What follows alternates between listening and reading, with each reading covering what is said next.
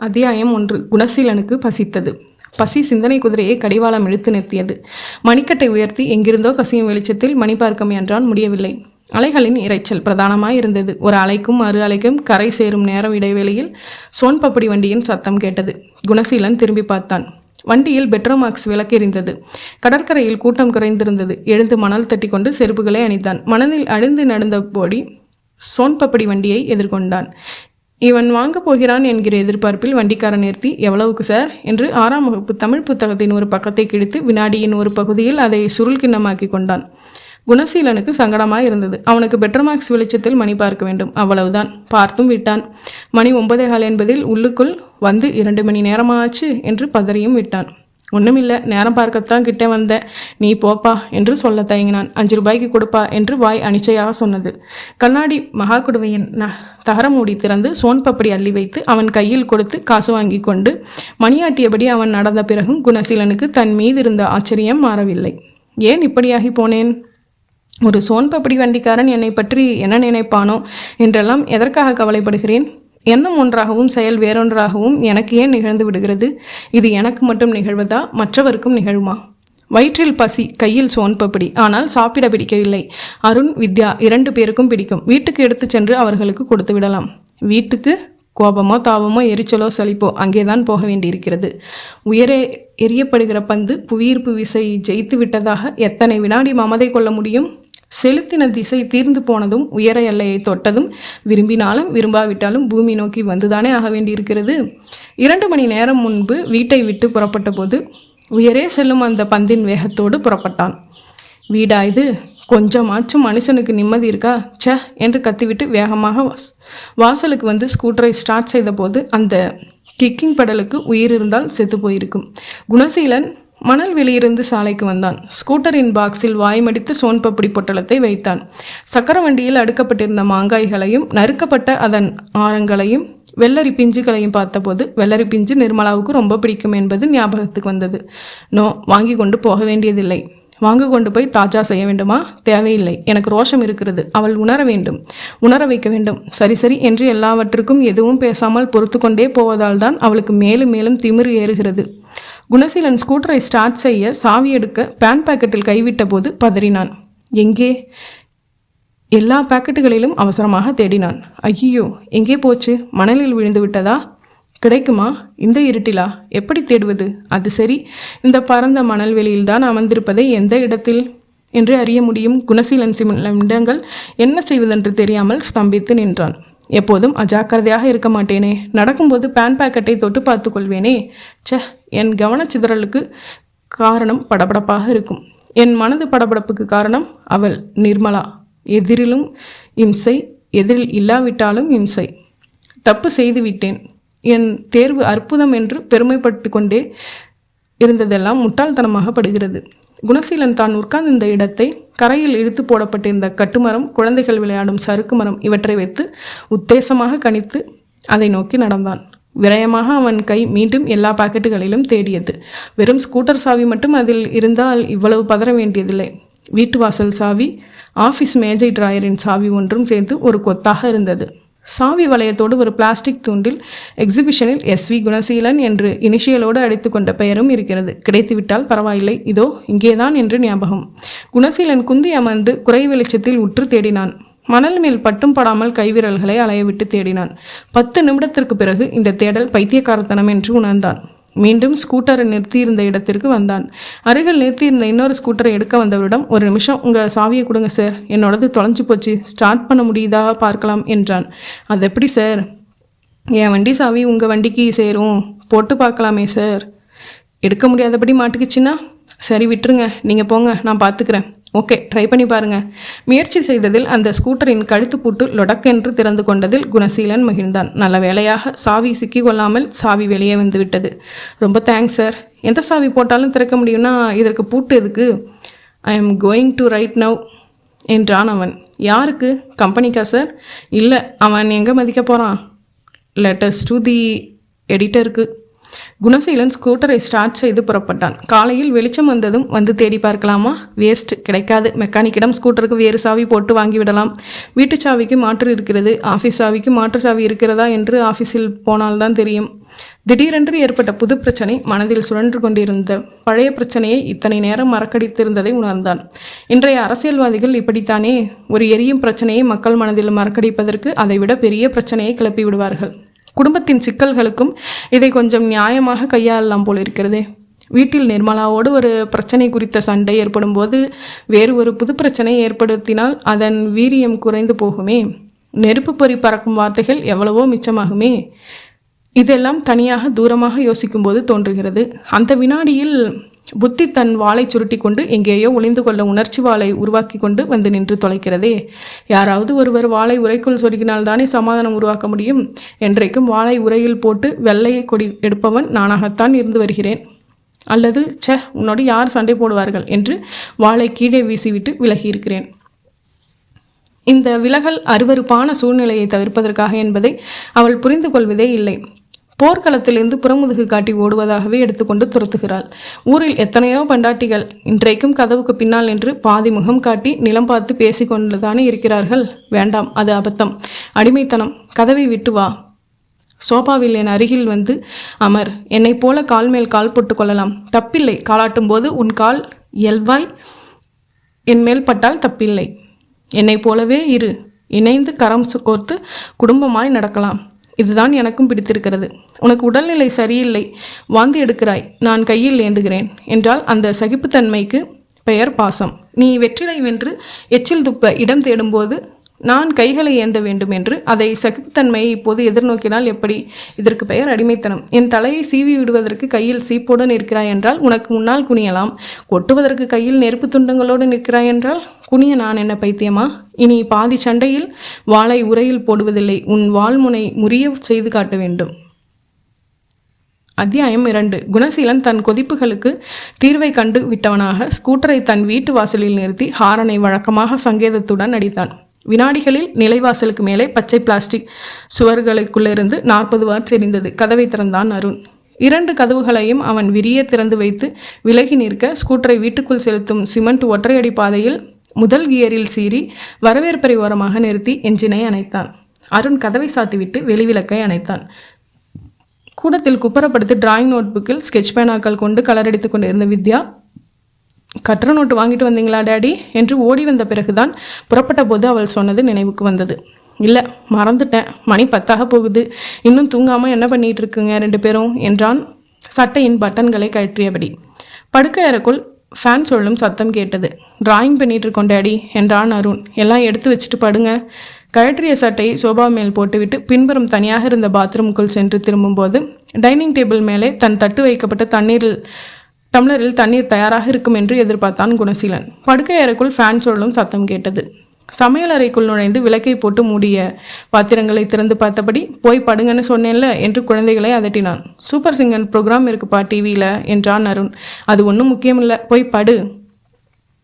தோசை மாவு இருப்பதை பார்த்தான். தோசை கல்லை எடுத்து ஸ்டவ் மேல் வைத்து கேஸை பற்ற வைத்தான். வித்யா அவன் அருகில் வந்து பசிக்குதுப்பா என்றதும் பதறிப்போய் நீங்கள் 2 பேரும் இன்னும் சாப்பிடலையா என்றான். இல்லை என்றார்கள். ஏன்? நீங்கள் ஸ்கூட்டர் எடுத்துகிட்டு கோபமாக போனதும் அம்மா எங்கள் 2 பேரையும் அடிச்சுட்டு ரூமுக்குள்ளே போய் கதவை சாத்திக்கிட்டாங்க.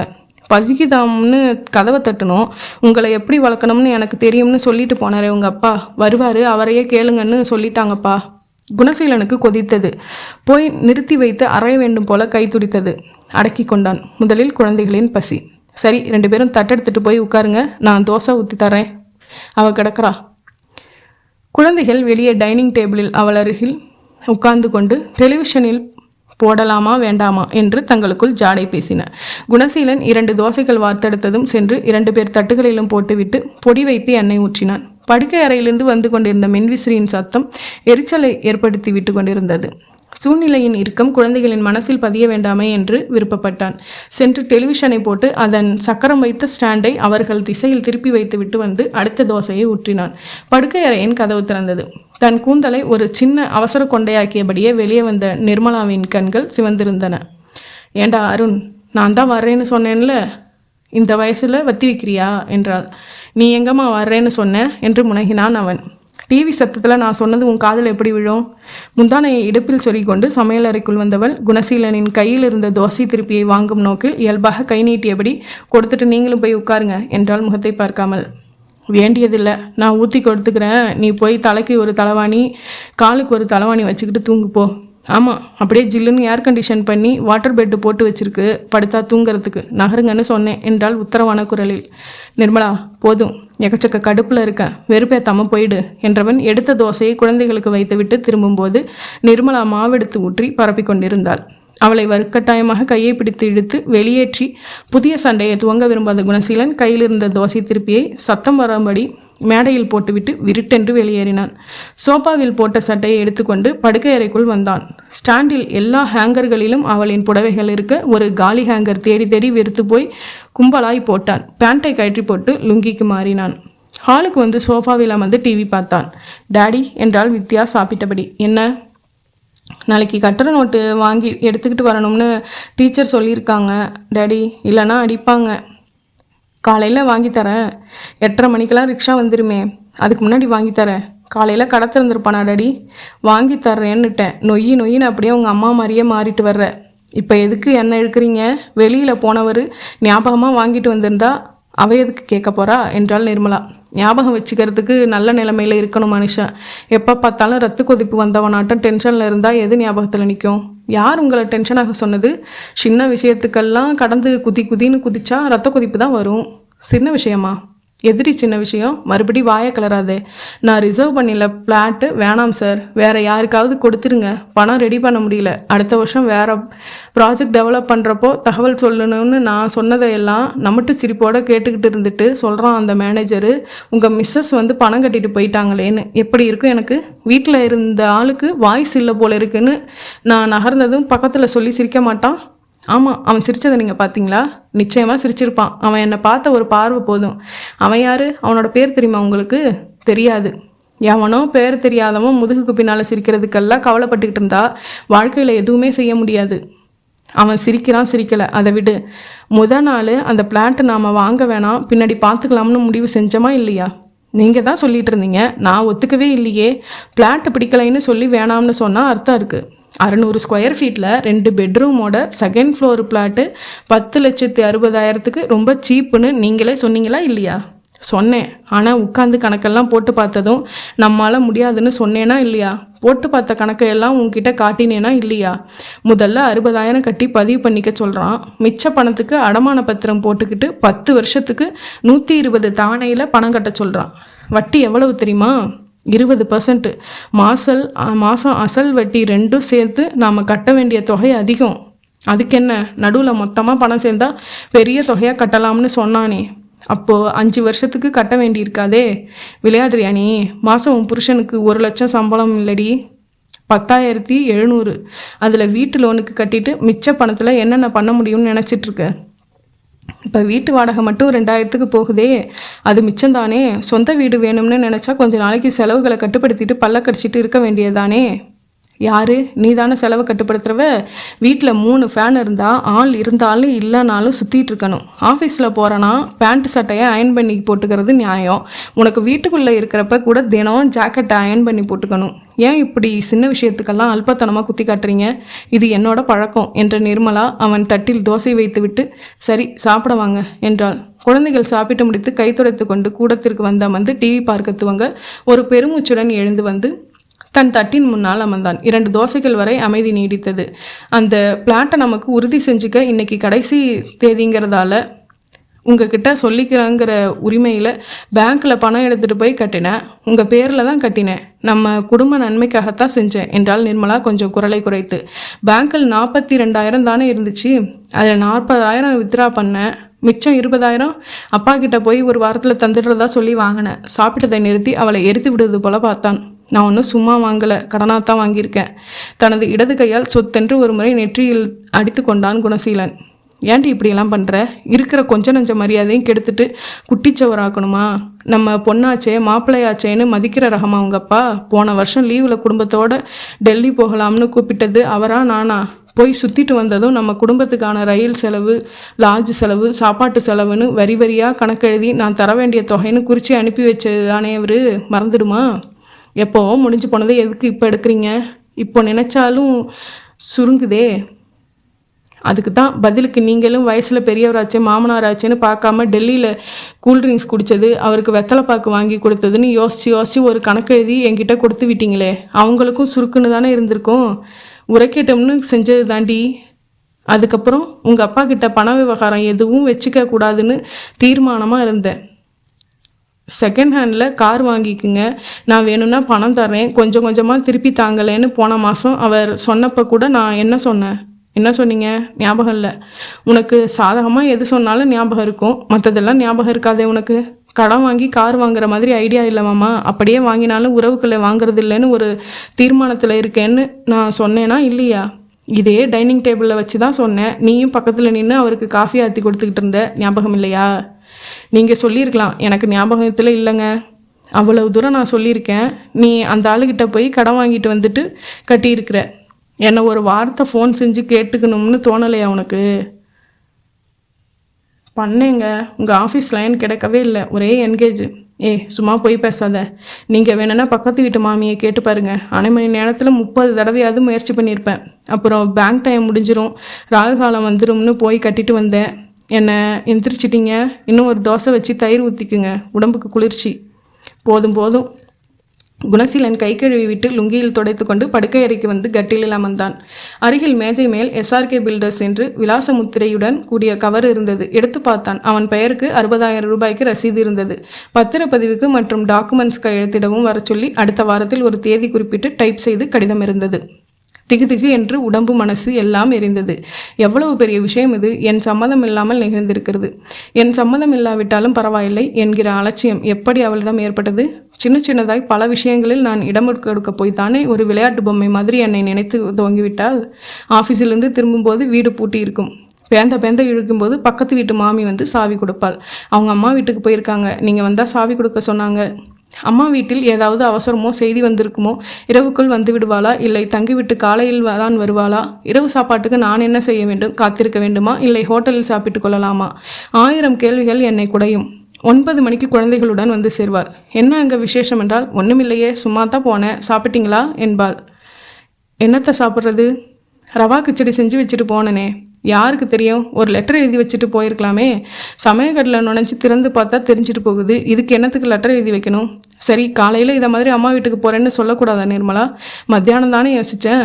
ஃபோன் செய்யக்கூடாதா? நம்ம வீட்டில் ஃபோன் இருந்தால் விரல் தேய பண்ணிகிட்டே இருக்கலாம். சும்மா பக்கத்து வீட்டில் ஓசி ஃபோன் பண்ண முடியுமா? காசு வாங்கிக்கிங்க மாமின்னு சொன்னாலும் அவங்க கேட்க மாட்டேங்கிறாங்க.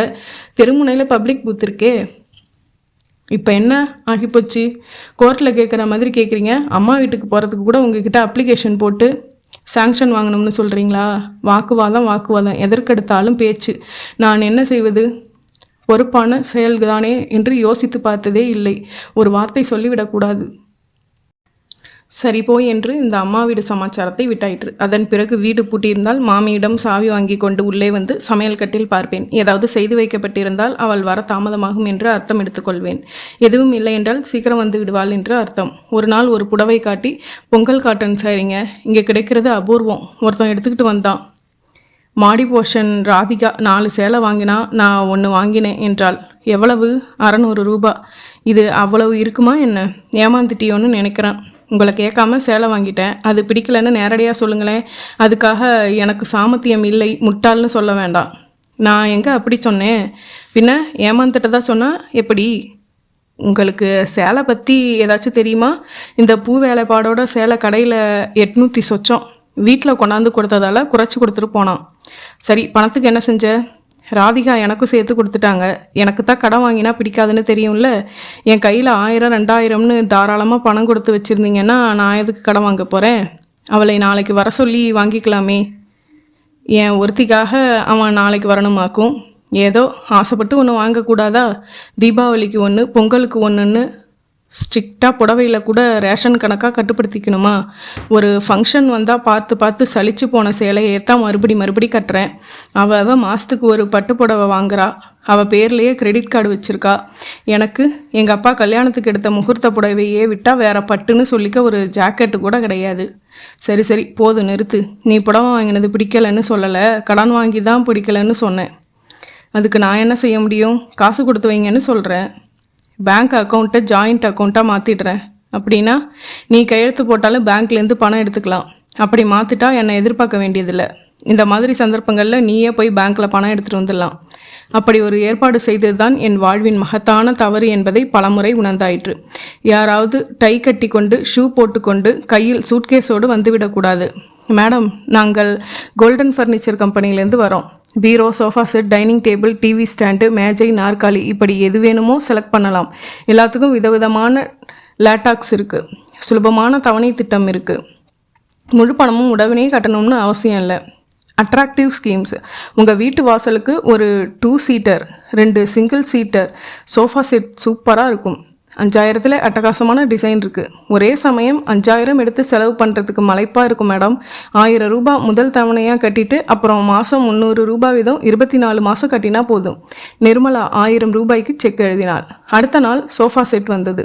3 நாள் கழித்து வந்த நண்பன் ஒருவன், இந்த மாதிரி செட்டு நல்ல மரத்தில் செய்ய மாட்டாங்க, ஏலக்கடையில் 1000 ரூபாய்க்கு பழைய சோஃபா வாங்கி மேலே துணி மட்டும் போட்டு அதிக விலை வச்சு விற்றுருவாங்க என்று சொன்னதை நிர்மலாவிடம் சொன்னபோது, அவர் வீட்டில் சொந்தமாக ஒரு மடக்கு நாற்காலி கூட வாங்கி போட வக்கில்ல, அந்த பொறாமையில் எதையாச்சும் சொல்லுவார் என்று வழக்கம் போல வாக்குவாதம் துவங்கியது. ஒரு நண்பன் வீட்டில் அவன் தங்கை கல்யாண ரிசப்ஷன். மனைவியோடு வருவதாக வாக்கு கொடுத்துவிட்டு வீட்டிற்கு வந்து ப்ரோக்ராமை சொல்ல வாயெடுக்க முன்பாக, நானும் குழந்தைகளும் ரெடியாக இருக்கோம், நீங்கள் சட்டுன்னு முகம் கழுவிட்டு ரெடியாகுங்க என்றாள் நிர்மலா. எங்கே போகிறதுக்கு? எந்திரன் படத்துக்கு. ரஜினிகாந்த் படங்க. பக்கத்து வீட்டு பையன் ரிசர்வ் பண்ணுறதுக்கு போகிறேன்னா நமக்கு 4 டிக்கெட் பண்ணிவிட்டு வர சொன்னேன். சீக்கிரம் புறப்படுங்க. இன்றைக்கி என் ஃப்ரெண்டு தங்கச்சியோட கல்யாண ரிசப்ஷன் இருக்குது நிர்மலா. சினிமா நாளைக்கு போய்க்கலாம். 500 600ன்னு பிளாக்கில் போட்டிருக்குங்க. தோதா, அந்த பையன் ரிசர்வ் பண்ணி கொடுத்தது அதிர்ஷ்டம்னு நினச்சிக்கிட்டு இருக்கேன். ஃப்ரெண்டு கல்யாண ரிசப்ஷன் இல்லையே, அவன் தங்கச்சி ரிசப்ஷன் தானே. பரவாயில்ல விடுங்க. நான் கண்டிப்பாக வர்றதா சொல்லியிருக்கேன் நிர்மலா. அப்படின்னா நீங்கள் போங்க, நானும் குழந்தைகளும் படத்துக்கு போயிட்டு வந்துடுறோம். இப்படி சொல்கிறது உனக்கே நல்லா இருக்கா நிர்மலா? அவன்கிட்ட குடும்பத்தோடு வரதா சொல்லியிருக்கேன். 2 மாதம் முன்னாடி என் சித்தப்பா பொண்ணு கல்யாணம் பெங்களூரில் நடந்துச்சு. குடும்பத்தோடு வர சொல்லித்தானே சித்தப்பா லெட்டர் எழுதினார். என்னை மட்டும் ரயில் ஏற்றி விடலையா நீங்கள்? அதை எதுக்கு இப்போ சம்மந்தப்படுத்துகிற? அப்போ எனக்கு ஆஃபீஸில் வருஷ கடைசி கணக்குகள் முடிக்கிற நேரம், லீவு கிடைக்கல, இல்லைனா வந்திருப்பேன். ஏதாச்சும் ஒரு சாக்கு. இப்போ என்ன சொல்கிறீங்க? சினிமா ஓடி போயிடாது நிர்மலா. இந்த டிக்கெட் என்ன செய்கிறது? எதிர் வீட்டில் மாடியில் யாருக்காவது வேணுமான்னு கேட்டுப்பாரு. நான் சினிமாவும் போகலை, ரிசப்ஷனுக்கு வரல என்ற நிர்மலா சினிமா டிக்கெட்டுகளை சுக்கலாக கிழித்து போட்டுவிட்டு விருட்டென்று உள்ளே போய்விட, குழந்தைகள் வெறுண்டு பார்த்து கொண்டு இருக்க எரிச்சலாய் போய் உட்கார்ந்து ரொம்ப தாமதமாக நான் மட்டும் ரிசப்ஷனுக்கு சென்று வந்து அந்த சண்டையின் எதிரொலி அடங்க 4 தினங்களாயிற்று. நிறுத்தி வைத்து அரைந்திருக்க வேண்டுமோ 3ஆம் தர கணவனாக?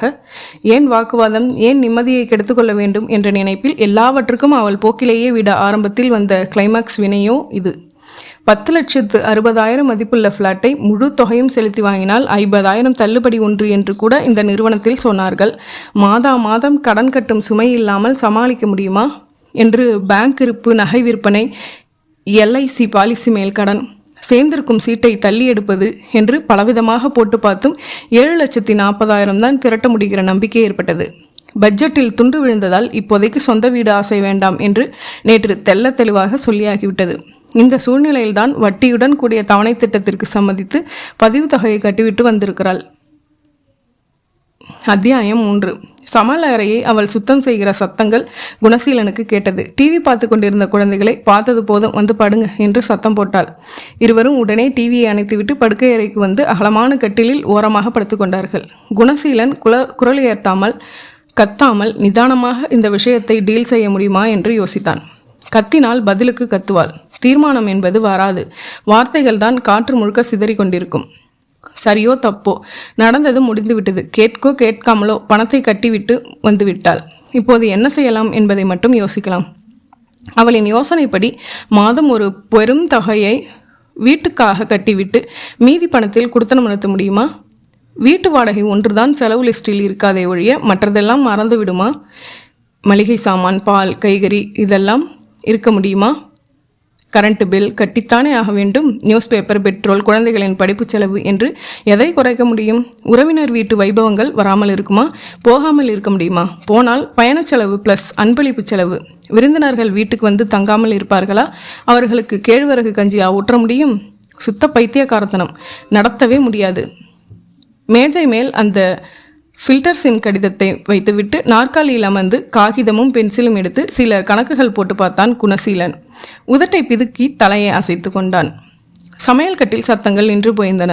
அங்கு விளக்கணைக்கப்படும் சுவிட்ச் சத்தம் கேட்டது. தொடர்ந்து நிர்மலாவின் மெட்டி சத்தம்.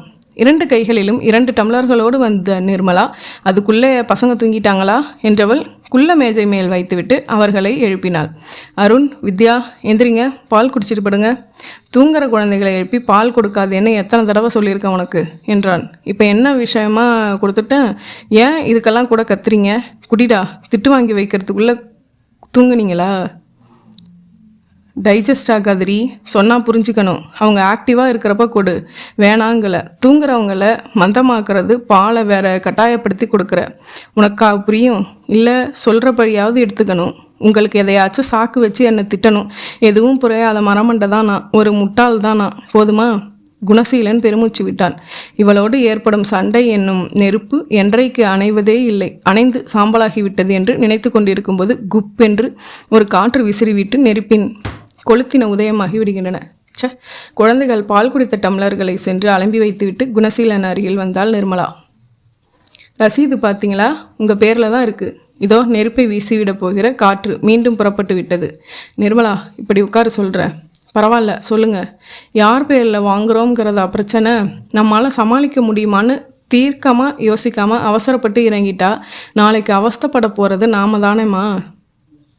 சொந்த வீட்டில் என்ன அவஸ்தை இருக்கும்னு சொல்கிறீங்க? இந்த வீட்டில் எத்தனை அவஸ்தைகள் இருக்குது? அதெல்லாம் இருக்காதுங்க. மாடி போர்ஷனுக்கும் நமக்குமா காமனாக ஒரே ஒரு பாத்ரூம். லெட்டின் கொல்லை பக்கமாக வச்சுட்டாரு வீட்டுக்காரரு.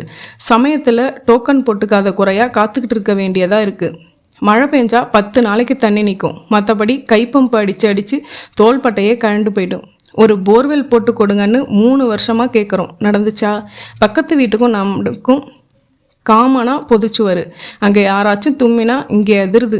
நான் சுப்ரபாதம் போட்டால் பக்கத்து வீட்டில் வீம்புக்குன்னே மைக்கேல் ஜாக்சன் வைக்கிறான். ஏதாச்சும் ரகசியம் பேச முடியுதா? மழை பெஞ்சா சமையல் கட்டில் தெப்பக்குளம் வந்துடும். சாமி ஊர்வலமே விடலாம் தெப்பத்தில். சொந்த வீட்டில் இந்த அவஸ்தைகள் இருக்குமா சொல்லுங்கள்? இருக்காது தான். நம்ம இஷ்டத்துக்கு நம்ம சௌகரியத்துக்கு வீடு கட்டிக்கிறது நல்லது தான், சௌகரியந்தான், அவசியம்தான். ஆனால் அதுக்கு நம்ம தயார்படுத்திக்க வேணாமா நிர்மலா? இப்போ என்ன செய்யணுங்கிறீங்க? இந்த தவணைத்திட்டம் எல்லாம் நமக்கு சரிப்பட்டு வராது நிர்மலா. வட்டியே ஆளை சாப்பிட்டுடும். மொத்தமாக கையில் பணம் இருந்தால் வாங்கணும். என்ன பேசுகிறீங்க நீங்கள்? உலகத்தில் யாருமே கடன் வாங்கிறது இல்லையா? ஒரு தொழிற்சாலை ஆரம்பித்தாலோ வீடு கட்டினாலோ எப்பேற்பட்ட ஆசாமியும் கொஞ்சமாவது கடன் வாங்கித்தான் செய்வான். இந்தியாவை வெளிநாட்டிலிருந்து கடன் வாங்கலையா? இதில் என்ன அவமானம் இருக்குது? அவமானம்னு நான் சொல்லலை நிர்மலா. சமாளிக்கிற சக்தி வேணும் இல்லையா? இந்த வேலையில் வர்ற சம்பளம் தவிர வேறு ஏதாவது 2-3 வழிகளில் எனக்கு வருமானம் வந்துச்சுன்னு வச்சுக்கோ, நீ சொல்கிற மாதிரி தைரியமாக இறங்கிடுவேன். சமாளிக்க கூட முடியுங்கிற நம்பிக்கை வரும். நானும் எப்படியோ கணக்கு போட்டு பார்த்துட்டேன் நிர்மலா. வேற என்ன வழி? உன் நகைகளில் 10 பவுன் வித்தடாமலும் போட்டு பார்த்துருக்கேன். இதுக்கும் மேலே வட்டி இல்லாத பணம் ஏற்பாடுனா லாட்ரி சீட்டு வாங்க வேண்டியது தான். குறையிற பணத்துக்கு ஏதாச்சும் பேங்க்கில் வீட்டு மேலே கடன் தரதா, நிறுவனங்களில் கடன் வாங்கிக்க கூடாதா? கடன் வேணாங்கிறது என் அபிப்பிராயம். அப்போ என்ன தான் செய்யலாங்கிறீங்க? சேமிக்கலாம். இன்னும் 2 வருஷம் போகட்டும். இப்போ அதை விட உசந்துராதா விலை? உசரும். வருமானத்தை உசத்துறதுக்கு வழி இருக்கான்னு பார்க்கலாம். லட்டு மாதிரி கிடைக்கிற ஃப்ளாட்டை விட்டுட்டு, லட்டு தான், ஆனால் நம்ம வீட்டு லட்டு இல்லையே, கடையில் இருக்கிற லட்டாச்சே, காசு கொடுத்து தானே கிடைக்கும். அப்போது நான் பணம் கட்டிட்டு வந்தது என்ன? அதனால் பத்திரம் எழுதி பதிவு பண்ணிட்டோம். இல்லை, எதிலாச்சும் கையெழுத்து போட்டுட்டோமா? நாளைக்கே 2 பேருமா போகலாம். என் வீட்டுக்காரரை கேட்காம முடிவெடுத்துட்டேன். இப்போ எங்களுக்கு வீடு வாங்குற அபிப்பிராயம் இல்லை, பணத்தை திருப்பி கொடுங்கன்னு கேளு. அது எப்படி கொடுப்பான்? எல்லாம் கொடுப்பான். இந்த மாதிரி புக் செய்கிறதும் கேன்சல் பண்ணுறதும் 100 அனுபவம் பார்த்துருப்பான் அவன். அந்த ஃப்ளாட்டுக்கு நிறைய ஆஃபர் இருக்கிறதா சொன்னானே. இன்னொரு பார்ட்டியை புக் பண்ணிவிட்டு நம்ம பணத்தை திருப்பி கொடுத்துட போகிறான். ஆக அந்த ஃப்ளாட்டை வாங்குறது இல்லைன்னு முடிவு பண்ணிட்டீங்க. அந்த முடிவு தான் வந்தால் கிடக்கு. தெரியும், எனக்கு தெரியும். இவ எப்படி நம்மளை கேட்காம பணத்தை எடுத்துகிட்டு போய் கட்டலாம்னு உங்களுக்கு ரோஷம் அதானே? அதனால தானே வேணாங்கிறீங்க. பைத்தியக்காரத்தனமாக பேசாத. அந்த கோபம் ஒரு பக்கம் இருக்கத்தான் செய்யுது. ஆனால் இது அதுக்காக எடுக்கிற முடிவு இல்லை. நல்லா யோசித்து பார்த்து தான் சொல்கிறேன். சொல்லுங்கள். பைத்தியக்காரின்னு சொல்லுங்கள், ராங்கிக்காரின்னு சொல்லுங்கள், இன்னும் என்ன சொல்லணுமோ சொல்லுங்கள். சொந்த வீட்டில் சௌகரியமாக இருக்கலாம்னு ஆசைப்பட்ட பாருங்க. ஏன் தப்பு, ஏன் தப்பு. நிர்மலா ஆத்திரமாக தன் முகத்தில் 2 கைகளாலும் அரைந்து கொண்டு அழுத்துவாங்க. குழந்தைகள் இருவரும் ஒரே நேரத்தில் திடுக்கிட்டு எழுந்து அழுகிற அம்மாவை பார்த்தார்கள். ஒன்றுமில்லை, நீங்கள் தூங்குங்க என்றான். நிர்மலா, முதல்ல அழறதை நிறுத்து. குழந்தைங்க என்ன நினைப்பாங்க? நான் ஏதோ ஒன்று அடித்தாதான் நினச்சிக்க மாட்டாங்க? அடித்தாலும் அடிப்பீங்க, அது ஒன்று தானே இந்த வீட்டில் எனக்கு பாக்கி இருக்குது என்றவள் பெரிய சத்தத்தில் அழத் துவங்கினாள். பக்கத்து வீட்டு மைக்கேல் ஜாக்சன் இங்கே கேட்பது போல இந்த நடுராத்திரி ஓங்கார அழுகையும் அந்த பக்கம் கேட்கும் என்பதை பற்றி அவள் கவலைப்படவில்லை. அது புதிதல்ல, குணசீலன் பல முறை பார்த்தாயிற்று. இந்த அழுகை வெறுப்புகளில் மனதில் கொஞ்சம் கூட அனுதாபம் பிறப்பதில்லை. புரியாத்தனமாக ஏன் அழுவ வேண்டும் என்கிற எரிச்சலும் கோபமும் தான் தூண்டப்படும். அழுகிறாயா, அழுதுகொள் என்ற வீம்புதான் மனதில் தோன்றும். கண்ணீர் துடைக்கவோ ஆறுதல் சொல்லவோ சத்தியமாக தோன்றாது. குணசீலன் அழுகையை நிறுத்தச் சொல்லி 2 முறை சொல்லி பார்த்தான். அவள் நிறுத்தவில்லை. தூக்கம் கலைந்து விழித்தபடி படுத்திருக்கும் குழந்தைகளை பார்த்தான். எழுந்தான். அவர்களிடம் வந்தான். உங்கள் அம்மா ஆசைத்தீர அழுதுகிட்டு இருக்கட்டும், நம்ம ஹாலில் படுத்து தூங்கலாம் வாங்க. பெட்ஷீட்டையும் தலையணிகளையும் அள்ளிக்கொண்டு குழந்தைகளை நடத்தி ஹாலில் படுக்க வைத்துவிட்டு படுக்கை அறையின் கதவை சத்தமாக சாத்திவிட்டு வந்து அவர்கள் நடுவில் படுத்து கொண்டான். அருணும் வித்யாவும் அவனை கட்டி கொண்டார்கள். வித்யா கிசுகிசுப்பாக கேட்டாள், அம்மா ஏன்பா அழறாங்க? குழந்தைக்கு என்ன சொல்வதென்று புரியவில்லை. உண்மையை சொன்னால் புரியாது, பொய் சொல்ல விரும்பவில்லை. தூங்குமா, ஒன்றுமில்லை என்றான். தான் சொல்வது மகா அபத்தமான பதில் ஒன்று தெரிந்தும். அத்தியாயம் 4. அலுவலகத்தில் தன் நாற்காலியில் அமர்ந்திருந்தான் குணசீலன். வேலையே ஓடவில்லை. காலையில் இருந்தே டென்ஷன். மேஜை டிராயருக்கு மாற்றுச்சாவி இல்லை என்று சொல்லிவிட்டார்கள். ஏதேதோ சாவிகளை போட்டு பார்த்து திறக்க முடியாமல் பூட்டு ரிப்பேர்காரனை அழைத்து வர சொல்லி கொஞ்சம் சேதப்படுத்தி டிராயரை திறந்ததை மேஜிக் மாதிரி ஆஃபீஸ் முழுவதும் வேடிக்கை பார்த்தது. ஆஃபீஸ் சாவியை பைக் சாவியோடு யாராச்சும் மாட்டுவாங்களா? போலீஸ் கம்ப்ளைண்ட் ஒன்று கொடுத்து வச்சுருங்க. உங்கள் நேம் பிளேட் வேறு அதில் இருக்குன்னு சொல்கிறீங்க, வீட்டு சாவி வேறு இருக்குன்னு சொல்கிறீங்க. எவனாச்சும் திருடன் கையில் கிடச்சி வச்சிருச்சுன்னு வச்சுருங்க, அவ்வளோதான். முதல்ல வீட்டில் அந்த பூட்டை மாற்றிருங்க. ஆளுக்கு பரிதாபப்பட்டு யோசனை சொல்லிவிட்டு போனார்கள். ஏதோ செய்யக்கூடாத தவறை செய்து விட்டவன் போலத்தான் அனைவராலும் பார்க்கப்பட்டான். உணவு இடைவேளையின் போது மேனேஜரின் செக்ரட்டரி ஜோதியை சாப்பிட்டு முடித்துவிட்டு தன் அறைக்கு வர சொல்லி இருந்ததால் அவள் கர்ச்சிப்பால் தன் கைகளை துடைத்தபடி வந்தாள். நீங்கள் சாப்பிட்டீங்களா குணசீலன்? இல்லைங்க ஜோதி. ஏன் கொண்டாடலையா? ஆமாம். அப்போ ஹோட்டலுக்கு போய் சாப்பிட்டுட்டு வர வேண்டியதுதானே? இல்லை, பசிக்கலை, சாப்பிட வேணாம்னு நினைக்கிறேன். காலையிலேருந்து உங்கள் முகமே சரியில்லை. எதுவும் சாப்பிடாம வயத்தை காயப்படாதீங்க சார். ஒரு பாக்கெட் சயிர் சாதம் மட்டுமாவது வாங்கிட்டு வர சொல்கிறேன், இருங்க என்று ஜோதி வெளியே சென்று பியூனிடன் சொல்லிவிட்டு மறுபடி வந்தார். முதல்லையே சொல்லியிருந்தா என் சாப்பாட்டிலே ஷேர் பண்ணிகிட்ருக்கலாம். குணசீலன் நிமிர்ந்து ஜோதியை பார்த்தான். இந்த அலுவலகத்திலேயே ஜோதி ஒருத்தியைத்தான் குணசீலனுக்கு பிடிக்கும். பழக இனிமையானவள், முகத்தில் புன்னகை தவிர வேறு எதுவும் கண்டதில்லை. புத்திசாலித்தனம், தைரியம் நிறைந்தவள், வெளிப்படையாக பேசுபவள். குணசீலனிடம் எப்போதும் அவளுக்கு ஒரு அன்பு உண்டு. தன் வீட்டில் நடந்த சம்பவங்களை, தன் கணவன் முதல் நாள் இவள் கலாட்டா செய்ததை, குழந்தைகளோடு சுற்றுலா சென்று வந்ததை என்று சகலமும் அவனிடம் பகிர்ந்து கொள்வாள். குணசீலன் அவள் தன் பலவீனங்களை பற்றியும் வெளிப்படையாக பேசும்போதெல்லாம் என் மேல் நம்பிக்கை வைத்து எல்லாம் சொல்கிறாளே என்று நினைத்து கொள்வானே ஒழிய பதிலுக்கு தன் பலவீனங்கள், குடும்ப பிரச்சனைகளை அதிகம் வெளிப்படுத்துவதில்லை. கூடியவரை நல்ல அம்சங்களை மட்டுமே சொல்லிக்கொள்வான். அழகான சட்டைக்கு உள்ளே அழுக்கான பனியன் அணிந்திருப்பதை சொல்ல மாட்டான். எதுக்கு வர சொன்னீங்க குணசீலன் என்றால் நாட்காலியில் அமர்ந்து அவன் மேஜையில் இருந்த ஒரு குண்டூசி எடுத்து தன் பல்லிடுக்கில் சுரண்டியபடி ஜோதி. ஜோதி, 2 மாதம் முன்னாடி ஒரு ஃப்ளாட் வாங்கணும்னு பிளான் பண்ணிகிட்டு இருக்கிறதா சொன்னீங்கல்ல, வாங்கிட்டீங்களா? இன்னும் இல்லை சார். என்ன திடீர்னு? சொல்கிறேன். கொட்டிவாக்கத்தில் ஒரு ஃப்ளாட் ப்ரமோட்டர் ஜஸ்ட் கம்ப்ளீட் பண்ணியிருக்கான். 2nd ஃப்ளோரில் டபுள் பெட்ரூம் ஃப்ளாட் ஒன்று இருக்குது. நான் போய் பார்த்தேன், ரொம்ப நல்லாயிருக்கு. 10,60,60,000 ஆகுது. கேஷ் டவுன் பேமெண்ட்னா 50,000 தள்ளிக்கிறான். எதுவும் ஐடியா இருக்குமா உங்களுக்கு என்றான் குணசீலன். சரி, அதுக்கு நீங்கள் ஏன் கேன்வாஸ் பண்ணுறீங்க? அந்த கன்ஸ்ட்ரக்ஷன் கம்பெனியில் நீங்கள் எதுவும் பார்ட்னரா என்ன என்றாள் ஜோதி. அது ஒரு கதைங்க ஜோதி. எனக்காக வாங்குறதுக்காக முடிவு பண்ணி 60,000 அட்வான்ஸ் கொடுத்தாச்சு. அப்புறம் உட்காந்து ஒழுங்காக கணக்கு போட்டு பார்த்ததில் மிச்ச பணத்தை சமாளிக்க முடியாதுன்னு தோணுச்சு. அதனால் ஃப்ளாட் வாங்குகிற ஐடியாவை ட்ராப் பண்ணிவிட்டு அப்புறம் பார்த்துக்கலாம்னு முடிவு பண்ணிட்டோம். இப்போ கொடுத்த பணத்தை திருப்ப கொடுங்கயான்னு கேட்டால் வேறு பார்ட்டியை நீயே பிடிச்சி கொடுத்துன்ட்டாரு. அவங்கக்கிட்ட அட்வான்ஸ் வாங்கி உங்களுக்கு திருப்பி தந்துடுறேன்னு சொல்கிறான். இது என்ன நியாயம்? நியாயம் இல்லை தான். இப்போ உலகத்தில் எது நியாயமாக நடக்குது? நேற்று கட்டின பணத்தை இன்றைக்கி கேட்டால் அது வேறு செலவுக்கு டிஸ்போஸ் பண்ணிட்டோம்னு சொல்கிறான். அவன் சட்டையை பிடிச்சிட்டு சண்டைக்கு போக முடியுமா சொல்லுங்கள்? அந்த மாதிரி ஆளும் இல்லையே நான். நாங்கள் ஃப்ளாட் வாங்குகிற யோசனையே விட்டாச்சு சார். சாரி, உங்களுக்கு ஹெல்ப் பண்ண முடியல. பரவாயில்ல, நீங்கள் என்ன செய்வீங்க? உங்களுக்கும் பட்ஜெட் தான் பிரச்சனையா? அதான். ஆனால் பாசிட்டிவ் சைடில் ஃப்ளாட் வாங்குறதுக்கு பதிலாக 1/2 கிரவுண்டு காலி மனை வாங்கி நம்ம இஷ்டத்துக்கு டிசைன் போட்டு கட்டிக்கலாமோன்னு யோசனை ஆரம்பிச்சிருக்கோம். இப்போ எங்கள் வீட்டுக்கு வந்தீங்கன்னா வீடு பூரா பேப்பராக கிடக்கும். என்ன பேப்பர்னு சொல்லுங்கள்? என்ன பேப்பர் தெரியலையே. விதவிதமாக பிளான் வரைஞ்சி பார்க்குற பேப்பர். எல்கேஜி படிக்கிற என் பையன் கௌசி கூட ஸ்லேட்டில் கோடு போட்டு இந்த மாதிரி கட்டலாமான்னு கேட்க ஆரம்பிச்சிட்டான். நான் ஒன்று சொன்னால் கோபிச்சுக்க மாட்டீங்களே சார்? இல்லை சொல்லுங்கள். நல்லா கணக்கு போட்டு பார்த்து ஒரு முடிவுக்கு வந்தப்புறம் அட்வான்ஸ் கட்டியிருக்க கூடாதா? எதுக்கு அவசரப்பட்டு கட்டி வச்சிங்க? அந்த கேள்வி குணசீலனை உரிமையானதான் என்றாலும் அரைந்தது, கொஞ்சம் வலித்தது. திட்டமிட தெரியாத அவசர கொடுக்க என்று என்னை பற்றி ஒரு அபிப்பிராயம் அவள் மனதில் பதிவாகி இருக்கும். பதில் சொல்லாமல் பென்சிலால் மெமோ போர்டில் படம் வரைய தொடங்கிய அவனை பார்த்து, சாரி சார், நான் தப்பாக கேட்டுட்டேனா என்றாள் ஜோதி. இல்லைங்க, யாரும் நியாயமாக கேட்குறது தான். இதைத்தான் நானும் கேட்டேன். அதுக்கு விடிய வீட்டில் இதுதான் நடந்துச்சு என்றான் குணசீலன். புரியலைங்க. என்னை கூட கேட்காம அவசரமாக போய் பணத்தை கட்டிட்டு வந்தது என் ஒய்ஃப் நிர்மலாங்க. அது எப்படி உங்களை கேட்காம கட்டுவாங்க? கட்டியிருக்காளே. ஜோதி, நீங்கள் ஒரே ஒரு தடவை கல்யாணத்தில் அவளை சந்திச்சது தான். ரொம்ப அழகாக இருக்காங்கன்னு பல தடவை சொல்லிட்டீங்க.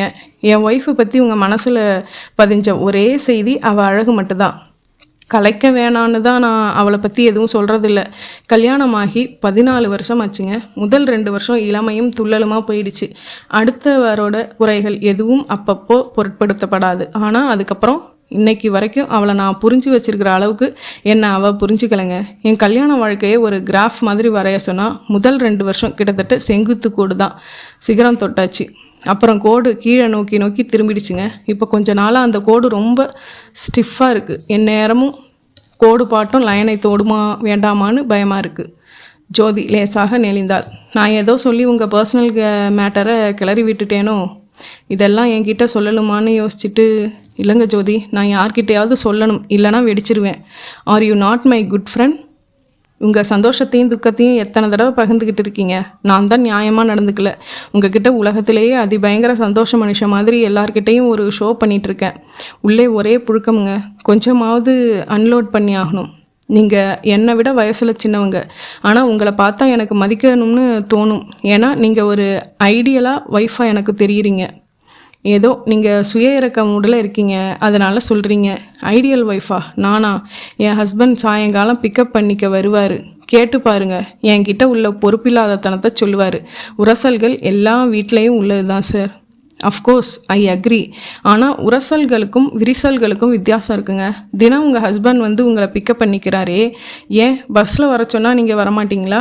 ஒரு கைனட்டிக் ஹோண்டா வாங்கி கொடுத்தா ஓட்ட மாட்டிங்களா? அதை ஒரு சந்தோஷமாக நினைக்கிறார். நானும் எத்தனை வருஷமாக பார்க்குறேன். ஒரு தடவை கூட அவர் முகத்தில் சலிப்பை பார்த்ததில்ல. ஒரு கடமையாக செய்யலை. இதை ஒத்துக்கிறீங்களா? கரெக்டு தான். எதுக்காக தினம் தினம் ஸ்ட்ரைன் பண்ணுறீங்கன்னு பல தடவை கேட்டுட்டேன். என் சந்தோஷத்தை கெடுக்காதுன்னு சொல்கிறாரு. இந்த மாதிரி என்னால் நினைக்க முடியலங்க ஜோதி. வீட்டுக்கு 1 மணி நேரம் லேட்டாக போகலாமேன்னு தோணுது. ஆஃபீஸ்க்கு புறப்படுறப்போ ஒரு விடுதலை மாதிரியும், வீட்டுக்குள்ளே நுழையிறப்போ ஒரு ஜெயில் நினைப்பும் மனசில் வந்தால் அந்த தாம்பியத்தில் என்னங்க நிம்மதி இருக்கும்? ஏன் சார் இவ்வளவு தூரம் சீரியஸாக கற்பனை பண்ணிக்கிறீங்க? கற்பனை இல்லைங்க, என் மனசில் ஓடுறத சொன்னேன். அந்த வீட்டில் என்னை இழுக்கிற புவியீர்ப்பு விசை என் குழந்தைங்க தான் ஜோதி. அவர்களோட மல்லுக்கு நின்று களைச்சிட்டேன். இவ்வளவு நொந்து போகிற அளவுக்கு என்ன பண்ணிட்டாங்க? இதுக்கு ஒரு வரியில் பதில் சொல்ல முடியாதுங்க. நிறைய சொல்லணும். இன்னொரு நாள் ஒவ்வொன்றா சொல்கிறேன். மொத்தத்தில் சொல்கிறதுனா அவளோட கர்வமும் அதிகாரமும் தான் எனக்கு அலர்ஜி. கர்வப்பட வேண்டிய அளவுக்கு சாதனை செஞ்ச எத்தனையோ பேர் சாதுவாக இருக்காங்க. இவளுக்கு ஏன் இப்படி ஒரு ஆட்டம்னே எனக்கு புரியாதுங்க. எதுலையும் அவள் தான் முடிவெடுக்கணும். அந்த முடிவு உருப்படியானதாக இருந்தால் தாராளமாக எடுக்கட்டும்னு விட்டுடலாம். முட்டாள்தனமாக இருந்தால் எப்படி எதிர்கருத்து சொல்லாமல் இருக்க முடியும்? ஒரு வார்த்தை அவள் விருப்பத்துக்கு எதிராக சொல்லிடக்கூடாது. அங்கே ஆரம்பிச்சிடும் பிரச்சனை. வார்த்தைக்கு வார்த்தை பதில் பேசுவா. பதில் இல்லாமல் போகிறப்போ அழுகை. சரின்னு எவ்வளவோ விஷயங்களை விட்டு கொடுத்துட்டேன். அதையே அட்வான்டேஜாக எடுத்துக்கிட்டு பெரிய விஷயங்கள்லையும் முடிவெடுத்தா எப்படி? இப்போ நீங்களே சொன்னீங்க, கணக்கு போட்டு பார்க்காம ஏன் பணம் கட்டுனீங்கன்னு. இவ்வளவு விளக்கம் நான் சொல்லலைன்னா என்னைத்தானே நீங்கள் முட்டாள்னு நினைப்பீங்க. இந்த மாதிரி எல்லார்கிட்டையும் விரிவாக சொல்லிகிட்டு இருக்க முடியுமா? இவ பண்ணுற குளறுபடிக்கெல்லாம் அனாவசியத்துக்கு என் இமேஜ் ஸ்பாயில் ஆகுதுங்க. அந்த கன்ஸ்ட்ரக்ஷன் ஆஃபீஸில் உள்ளவனுங்க எல்லாம் என்னை நமட்டு சிரிப்போட தான் பார்த்துருக்கானுங்க. கூசி போகுதுங்க மனசு. கதவை தட்டி விட்டு வில்லே வந்த பியூன் மேஜை மேல் தயிர் சாத பொட்டலத்தை வைத்து டம்ளரில் தண்ணீர் பிடித்து வைத்து விட்டு சென்றதும், இல்லை நான் எந்த ஆங்கிளில் சொல்ல வரேன்னா, குணசீலனை கையமர்த்தி தடுத்தால் ஜோதி. இப்போ நீங்கள் முன்னும் டென்ஷனில் இருக்கீங்க, பசியோடவும் இருக்கீங்க. இப்போ முதல்ல நீங்கள் சாப்பிடுங்க சார். இந்த டாப்பிக்கை விட்டுடுங்க. 2 நாள் கழித்து கொஞ்சம் நிதானமான மனநிலையில் நாம் இதை பற்றி டிஸ்கஸ் செய்யலாம். அப்போ என்னை அனுமதிச்சா சில விஷயங்களை சொல்கிறேன். சாப்பிடுங்க ப்ளீஸ் என்று பொட்டலத்தில் கட்டி இந்த சணலை அவிழ்த்து விரித்து வைத்து விட்டு எழுந்து சென்றாள் ஜோதி. சற்று நேரம் அமைதியாக தயிர் சாதத்தையே பார்த்து கொண்டிருந்தான் குணசீலன். பிறகு மெதுவாக சாப்பிட துவங்கினான். நான் சாப்பிட்டிருப்பேனா என்று நிர்மலா நினைத்து பார்த்திருப்பாளா? அவளை பற்றி நினைக்காமல் இரேன். அத்தியாயம் 5. மாலையில் குணசீலன் வீட்டுக்கு திரும்பிய போது சோஃபாவில் உட்கார்ந்து துடைகளை ஆட்டியபடியே டிவி பார்த்து கொண்டிருந்த சபாநாயகத்தை பார்த்து, வாங்க மச்சான், எப்போ வந்தீங்க என்றான். நிர்மலாவின் பெரிய அண்ணன் திருவெற்றியூரில் இருக்கிறான். 2.5 பவரில் தூரப்பார்வைக்கு கண்ணாடி, மணலியில் வேலை, நெற்றியில் ஒரு = கோடுகள் மாதிரி விபூதியும் குங்குமமும், கெமிக்கல் இன்ஜினியர். ஒரு விரலில் நவரத்தினங்கள் பதித்த மோதிரம், மற்றொரு விரலில் 6 வைரக்கற்கள் பதித்த மோதிரம். வாடகை வீடு, சிகரெட் காரணமாக கரித்துண்டாக கீழுதடு, 2 குழந்தைகள். 1 hour ஆச்சுங்க குணா, ரொம்ப நாளாச்சே பார்த்துட்டு போகலாமேன்னு வந்தேன். பொய், அப்படியெல்லாம் சாதாரணமாக வந்து குசலம் விசாரித்து விட்டு போகிறவன் அல்ல. ஏதோ காரணம் இருந்திருக்க வேண்டும். குணசீலன் படுக்கை அறைக்கு சென்று உடைமாற்றி கொண்ட போது கட்டிலில் உட்கார்ந்து பில்டிங் செட் விளையாடி கொண்டிருந்த குழந்தைகளை பார்த்தான். வாசலை பார்த்து கொண்ட அருண், டாடி, அம்மா மாமா கிட்ட வேற அழுதாங்க என்றான். மச்சானின் திடீர் வருகையின் நோக்கம் அவனுக்கு புரிந்தது. துண்டெடுத்து கொண்டு பின்பக்கம் நடக்கும்போது சமையலிருந்து பஜ்ஜியோ போண்டாவோ வாசனை அடித்தது. முகம் கழுவி விட்டு திரும்பி தலை சீவி பவுடர் போட்டுக்கொண்டு ஹாலுக்கு வந்து சபாநாயகன் அருகில் அமர்ந்ததும் தட்டில் வைத்த மெது பகோடாவும் சட்னியும் வந்தன. வீட்டில் எல்லாரும் சௌகரியந்தானே என்றான் குணசீலன் தன் மனைவியின் சற்றே சிவந்திருக்கும் விழிகளை பார்த்தபடி. சௌக்கியந்தான், ப்ரோக்ராம் நல்லா இல்லை, டிவியை அணைச்சிட நிர்மலா என்றான் ஒரு மெதுபகாடாவை ஊதிவிட்டு கடித்தபடி. குணசீலன் குறுக்கு விசாரணைக்கு தயாரானான். அப்புறம் ஆஃபீஸ் எல்லாம் எப்படி இருக்குது என்றான் சபாநாயகன். அதுக்கு என்ன, ஜோராக இருக்குது. போன வருஷத்தை விட இந்த வருஷம் எக்ஸ்போர்ட் ஆர்டர் 17% அதிகமாக இருக்குது. இன்றைக்கி கவர்மெண்ட்ஸ் எக்ஸ்பர்ட்ஸ் நிறைய பேர் பண்ணுறாங்க இல்லையா?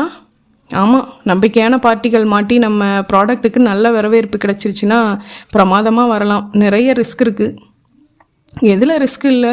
இப்போ காரை ஓட்டிகிட்டு வந்தேனே, முழுசாக வந்து சேர்ந்தது ஒரு அதிர்ஷ்டம்தான். இதில் கூட ரிஸ்க் தான் இன்றைக்கி இருக்கிற டிராஃபிக்கில். அடடே, வெளியில் நிற்கிற ஹுண்டாய் கார் உங்களோடதா? எப்போ வாங்கினீங்க? தெரியாதே, போன மாதம் தான் வாங்கினேன். செகண்ட் ஹேண்ட் தான். 3.25 ஆகுது. குழந்தைங்க பெரிய பசங்களாகிட்டாங்க, பைக்கில் வச்சு கூட்டிகிட்டு போக முடியறதில்ல. அதுதான் சரி, நான் கூட இப்போல்லாம் குடும்பத்தோடு போகிறதுன்னா கூடுமான வரைக்கும் ஸ்கூட்டரை தொடாமல் ஆட்டோ பிடிச்சிட்றேன். இன்றைக்கி ஆட்டோவுக்கு ஆகிற செலவு கணக்கை போட்டு பார்த்தா கார் வச்சு மெயின்டைன் பண்ணுறது ரொம்ப சீப்பு தான் குணா. அது எப்படி 3.25 லட்சம் சும்மாவா? அதுக்கு வட்டி போட்டு பார்க்க வேணாமா? அவ்வளவு கரெக்டாக பார்க்க முடியுமா? என்னைக்கு இருந்தாலும் அசட் தானே அது, ரீசேல் வேல்யூ இருக்குதே. எனக்கு அப்படி படலை. இப்போ காரோ ஸ்கூட்டரோ 10,000க்கு வாங்குகிறோம்னு வைங்க, 2 வருஷம் கழித்து விற்கிறப்ப 15,000க்கு விற்க முடியுமா? 7,000க்கோ 8,000க்கோ தாமே விற்க முடியும். வாஸ்தவம் தான். பேசாமல் லேண்ட்லேயோ வீட்லேயோ பணத்தை இன்வெஸ்ட் பண்ணினா நீங்கள் சொல்கிற மாதிரி வேல்யூ அப்சார்ப்ஷன் நிச்சயம் கிடைக்கும். வீடுனதும் ஞாபகத்துக்கு வருது, ஏதோ ஒரு பிளாட்டுக்கு அட்வான்ஸ் கொடுத்துருந்தீங்களாமே நிர்மலா சொன்னா. எந்த ஏரியா? அங்கே இங்கே சுற்றி விஷயத்துக்கு வந்து விட்டான். டம்ளர்கள் வைத்து தண்ணீர் ஊற்றிய நிர்மலாவை ஒரு தரம் பார்த்து கொண்டான் குணசீலன். நிர்மலா என்னென்னு சொன்னா? 10,60,000, அதில் 60,000 கட்டியாச்சுன்னு சொன்னான். மிச்ச பணத்தை 10 வருஷத்தில் கட்டி முடிக்கலாம்னு சொன்னான். கொட்டிவாக்கம் இன்றைக்கி பயங்கர டெவலப் ஆகிட்டு இருக்கிற ஏரியான்னு சொன்னேன். அவ்வளவுதான் சொன்னாளா? வேற என்ன? அதை வாங்க போகிறதில்லன்னு முடிவெடுத்து கொடுத்த பணத்தை திருப்பி கேட்டிருக்கோம், அதையும் சொன்னாலான்னு கேட்டேன். சற்று அமைதி விட்டு சொன்னா என்றான் சபாநாயகம். நிர்மலா, மச்சானுக்கு சட்னி போடு என்றான் குணசீலன். ஏன் குணா, என்ன பிரச்சனை? எனக்கு மொத்தமாக பணம் கட்டி கடன் இல்லாமல் வாங்கணும்னு ஆசை. அதுக்கு இப்போ தோதில்லை. மொத்தமாக கட்டுறதுன்னா 3 லட்சம் குறையுதாமே. தர்மச்சங்கடமாக ஆமாம் என்றான். அதை மட்டும் வேணுமானா ப்ரைவேட்டாக நான் ஏற்பாடு பண்ணி தரேனே. தோதா வர்றப்ப வாங்கி போட்டுடுங்களேன். என்னைக்கு இருந்தாலும் சொந்த வீடு நல்லது தானே. அதெல்லாம் சரிதான், நிம்மதியான சூழ்நிலையில் வாங்கலாம்னு நினைக்கிறேன். ஒரு செலவு இல்லைன்னா ஒரு செலவு வந்துட்டு தான் இருக்கும். இப்போ திடீர்னு உடம்புக்கும் முடியாமல் படுத்துடுறோம்னு வைங்க, 1000கணக்கில் செலவாகுது. சமாளிக்கிறோமா இல்லையா? அந்த மாதிரி சமாளிச்சிட வேண்டியது தான். அதே தான் என் கேள்வியும். உள்ள பணத்தை எல்லாம் சுரண்டி கொஞ்சம் பணம் வட்டிக்கு ஏற்பாடு பண்ணி சொந்த வீட்டில் போய் உட்காந்துக்கிட்டதுக்கப்புறம் நீங்கள் சொல்கிற மாதிரி உடம்பு சரியில்லாமல் படுத்துட்டா அப்போ பணத்துக்கு என்ன பண்ணுறது? மேற்கண்டு கடனாளி ஆகிறதா? சபாநாயகம் பதிலுக்கு திணறுவதை குணசீலன் ரசித்தான். சபாநாயகம் எக்ஸ்கியூஸ் மீ சொல்லி தட்டிலேயே நாசுக்காக கை கழுவி சிகரெட் எடுத்து பற்ற வைத்தான். மச்சான், எதுக்கு வேணும்னாலும் எப்படி வேணும்னாலும் வாதம் பண்ணலாம். வாதத்தில் ஜெயிக்கிறதில்ல பிரச்சனை, வாழ்க்கையில் ஜெயிக்கணும். குணசீலனுக்கு சுர் என்று கோபம் வந்தது. தன்னை விட மூத்தவன் என்கிற மரியாதை கருதி பேசாமல் இருந்தான். என்ன சொல்கிறீங்க? கட்டின பணத்தை எதுக்கு திரும்ப வாங்கணும்? 3 லட்சம் நான் ஏற்பாடு பண்ணி தரேன், மெதுவாக திருப்பி கொடுங்களேன். அப்படியா? உங்கள் பணமா? என்கிட்ட 3 லட்சம் சட்டுன்னு எடுக்கிற மாதிரி ஏது தோது? காரையே ஃபைனான்ஸில் ஸ்கீம் போட்டு தான் வாங்கியிருக்கேன். வெளியில் தான் ஏற்பாடு செய்யணும். வட்டிக்கு தான் கொடுப்பாங்க. பின்ன யார் சும்மா கொடுப்பாங்க? எவ்வளவு வட்டி? அடமானத்துக்கு நகையோ நிலமோ கொடுத்தா 2.5 வட்டிக்கு வாங்கலாம். எதுவும் இல்லாமல் ப்ராமிசரி நோட்டு மட்டும் கையெழுத்து போடுறதுன்னா 3 வட்டிக்கு மேலே தான் ஆகும். தெரிஞ்ச பார்ட்டினா 3 வட்டியில் முடிச்சுக்கலாம். அதாவது 36%. ஆமாம், இதுக்கு இப்படி மலைக்கிறீங்களே, சினிமாவில் எல்லாம் 7 வட்டி 10 வட்டின்னு சுலபமாக போகுது. அது கோடிக்கணக்கில் புரள்கிற இடம். அந்த பக்கம் வாங்க, இந்த பக்கம் போட்டு அதுக்கு மேலே காசு பார்ப்பாங்க. வீடுங்கிறது என்ன தொழிலா? அதில் போடுற காசுக்கு வருமானம் எதுவும் இருக்கா? என் மனசில் பட்டதை சொன்னேன். எடுத்துக்கிறதும் எடுத்துக்காததும் உங்கள் புத்திசாலித்தனத்தை பொறுத்தது. மறுபடி சுருக்கென்றது குணசீலனுக்கு. உதடு வரை வார்த்தைகள் வந்து துடித்து கொண்டு நின்றன. கட்டுப்படுத்த மிகவும் சிரமப்பட வேண்டியிருந்தது. நிர்மலா காஃபி கொண்டு வந்து வைத்தாள். அனுபமா மியூசிக் கிளாஸ் போகிறாளா என்றால் நிர்பமா தனக்கு தெரிந்த பதிலை மற்றொரு முறை தன் கணவன் முன்னிலையில் கேட்க விரும்பியதால். காலையில் கர்நாடிக் மியூசிக்கும் டான்ஸும் கற்றுக்கிறா. ஈவினிங் கீபோர்டும் கித்தாரும் கற்றுக்கிறா. படிக்கிறதுக்கு தான் நேரம் இல்லை. பாலாஜிக்கு கராத்தேல இன்ட்ரெஸ்ட். ஸ்கூல்லையே ஜாயின் பண்ணியிருக்கான். அவனுக்கு இன்னும் கால் சரியாக எட்டலை. ஆனால் கார் ஓட்டணும்னு அரிச்சு எடுத்து கத்திக்கிட்டு இருக்கான். உயரம் பத்தலை, ஆனால் பிரமாதமாக ஓட்டுறான். அருண், வித்யா என்ன கற்றுக்கிறாங்க என்றான் சபாநாயகம். நல்லா தூங்கிறதுக்கு கற்றுக்கிறாங்க என்று நிர்மலா சிரிக்க, அவன் சிரிக்க குணசீலன் மட்டும் சிரிக்காமல் சீரியஸாக காஃபி பருகி கொண்டிருந்தான். சபாநாயகம் திடீரென்று நினைத்து கொண்டிருந்தவனாக கையை உதிரி மணி பார்த்து கொண்டு எழுந்தான். நான் புறப்படுறேன், நல்லா யோசனை பண்ணி முடிவெடுங்க. குழந்தைங்க எங்கே? அவங்களுக்கு வாங்கிட்டு வந்தேன், கொடுக்க மறந்துட்டேன் என்று பேண்ட் பாக்கெட்டுக்குள் கைவிட்டான். நிர்மலா குரல் கொடுக்க குழந்தைகள் ஓடி வந்து முத்தம் விலையாக நிர்ணயிக்கப்பட்டதை கொடுத்து ஆளுக்கு ஒரு லாலிபாப் வாங்கி கொண்டார்கள். வாசலுக்கு வந்து காரில் ஏறிக்கொண்டதும் குழந்தைகள், மாமா எங்களை ஒரு ரவுண்ட் அடிங்க மாமா காரில் என்றனர். மாமாவுக்கு டைம் ஆச்சுப்பா, இன்னொரு தடவை உங்களை எல்லாம் கூட்டிகிட்டு வண்டலூர் ஜூ போவோம். ஓகே, குட் பை என்று புகையையும் அவர்கள் முகத்தில் ஏமாற்றத்தையும் பரப்பிவிட்டு போனான் சபாநாயகம். அத்தியாயம் 6. வீட்டுக்குள் வந்த குணசீலனுக்கு குழந்தைகள் சப்பிக்கொண்டிருந்த லாலிபாப்களை பிடுங்கி எறியலாம் போல இருந்தது. திருப்தியாய்ப்போ என்றான் நிர்மலாவை பார்த்து. என்ன என்றால் புரியாத மாதிரி. உங்கள் அண்ணன் ஃபோனில் கூப்பிட்டு அட்வைஸ் பண்ண சொன்னியே, தலை மேலே எடுத்துகிட்டு வந்து அட்வைஸ் மேலே பொழிஞ்சிட்டு போனதில் சந்தோஷமானு கேட்டேன். இங்கே இருக்கிறவனுக்கு மண்டையில் எதுவுமே கிடையாதுன்னு நினைப்பு உங்கள் அண்ணனுக்கு. கிட்ட நாங்கள் பேசுகிற நியாயம் எடுபடாது. அதையும் இதையும் சொல்லி என்ன அடைக்கிறீங்க? எனக்கு வேறு யார் இருக்காங்க? எங்கள் அப்பா எது சொன்னாலும் மரியாதை இருக்காது. அதனால தான் அண்ணங்கிட்ட வந்து எடுத்து சொல்லுங்கன்னு சொன்னேன். வந்து இன்றைய தேதிக்கு நம்ம வீட்டு நிலைமை என்ன, பேங்க்கில் பேலன்ஸ் என்னன்னு சப்ஜாடாக தெரிஞ்சுட்டு போயிட்டான். தேவையா இது? என்ன ஆயிடுச்சு இப்போது? ஏன் அண்ணன் தானே உதவி செய்கிறேன்னு தானே சொல்கிறார். எதிரி உதவி? என்கிட்ட சாமான் சும்மா தான் பணம் கிடக்கு, தர்றேன், வட்டி இல்லாமல் திருப்பி கொடுங்கன்னு சொன்னால் அது உதவி. 3 வட்டிக்கு ஏற்பாடு பண்ணுறானா. ப்ராமிசரி நோட்டு கையெழுத்து மட்டும் போட்டால் போதுமா? அதை இவன் என்ன ஏற்பாடு பண்ணுறது? அந்த மாதிரி பார்ட்டிங்க 100 பேரை எனக்கு தெரியும். அன்னிங்கிற முறையில் அட்வைஸ் பண்ணலாம், ஏற்பாடு பண்ணலாம். சொந்த பணத்தை தூக்கி கொடுப்பாங்களா? அவர்கிட்ட மட்டும் கொட்டி கிடக்குதா? கேட்டிங்கல்ல, ஃபைனான்ஸில் பணம் வாங்கி தான் கார் வாங்கினேன்னு சொன்னார்ல. எல்லாம் உடான்ஸு. கார் வாங்கி 6 மாதம் ஆச்சு. 1 மாதம்தான் ஆச்சுன்னு சொந்த தங்கச்சிக்கிட்டே புழுகிறான். நீலாங்கரையில் 2 கிரவுண்டு லேண்டு வாங்கி போட்டிருக்கான். தெரியுமா உனக்கு? உங்ககிட்ட சொன்னானா? இல்லையே. சரி, அப்படியே இருக்கட்டும். அவருக்கு சாமர்த்தியம் இருக்குது, சம்பாதிக்கிறாரு. அதுக்காக உங்களுக்கு சும்மா தர முடியுமா? அவருக்கும் பிள்ளைங்க இல்லையா? தங்கச்சிக்கு வந்தால் போனால் செய்கிறது போதாதா? அது என்ன சாமர்த்தியம்னு எனக்கு தெரியும். கம்பெனியில் இவன் பொறுப்பில் உள்ள சில கெமிக்கல் ஐட்டம்ஸை ரகசியமாக வெளி மார்க்கெட்டுக்கு வர்றதா சொன்னாங்க. ஒரு தடவை இவன் மேலே என்கொயரி நடந்து மேலே ஆஃபீஸர்களை செமத்தையாக கவனித்து தப்பினான்னு சொல்லியிருக்கான். ஞாபகம் இருக்கா? இதுக்கு பேர் சாமர்த்தியம் இல்லடி, திருட்டுத்தனம். மாட்டிக்கிட்டால் வேலையும் போகும், கம்பியும் எண்ணணும், தெரிஞ்சுக்கோ. அப்படி இப்படி எங்கேயும் நடக்கிறது தானே. அப்படி எல்லாரும் சாமர்த்தியமாக நடந்துட்டு இருக்காங்களாக்கும். உங்களுக்கு அந்த மாதிரி ஆஃபீஸ் அமையலங்கிறதுக்காக ஏன் சம்பாதிக்கிறவங்கள பார்த்து பொறாமப்படுறீங்க? என் ஆஃபீஸில் அந்த மாதிரி வாய்ப்பு இருக்கா இல்லையான்னு உனக்கு தெரியுமா? தப்பு செய்யணும்னு நினச்சா எங்கேயும் செய்யலாம், எப்படியும் செய்யலாம். அப்போ உங்களுக்கு சாமர்த்தியம் பத்தலைன்னு ஒத்துக்குங்க. வாய மூடு. அடுத்தவன் பணத்தில் கை வைக்கிறதுக்கு சாமர்த்தியம் வேண்டியதில்லை. நேர்மையும் மனசாட்சியும் புதைக்க துணிஞ்சிட்டா போதும். அவன் முதுகில் 1000 அழுக்க வச்சுக்கிட்டு வந்துட்டான் எனக்கு அட்வைஸ் சொல்கிறதுக்கு. அவனுக்கு நீ வக்காலத்தை வாங்குற. நான் வாழ்க்கையில் ஜெயிக்கலைன்றான். எனக்கு புத்திசாலித்தனம் பத்தலைங்கிறான். மரியாதை கெட்டுடக்கூடாதுங்கிற காரணத்தினால வாயை அடக்கிட்டு பேசாமல் இருந்தேன். என்ன சொன்ன? தங்கச்சிக்கு வந்தா போனால் செய்யறானா? இவனா தங்கச்சி வீட்டுக்கு எத்தனை மாதம் கழித்து வந்திருக்கான். குழந்தைகளுக்கு 1.5 அணாவுக்கு லாலிபாப் வாங்கிட்டு வந்து கொடுத்துட்டு போகிறத பார்த்தில.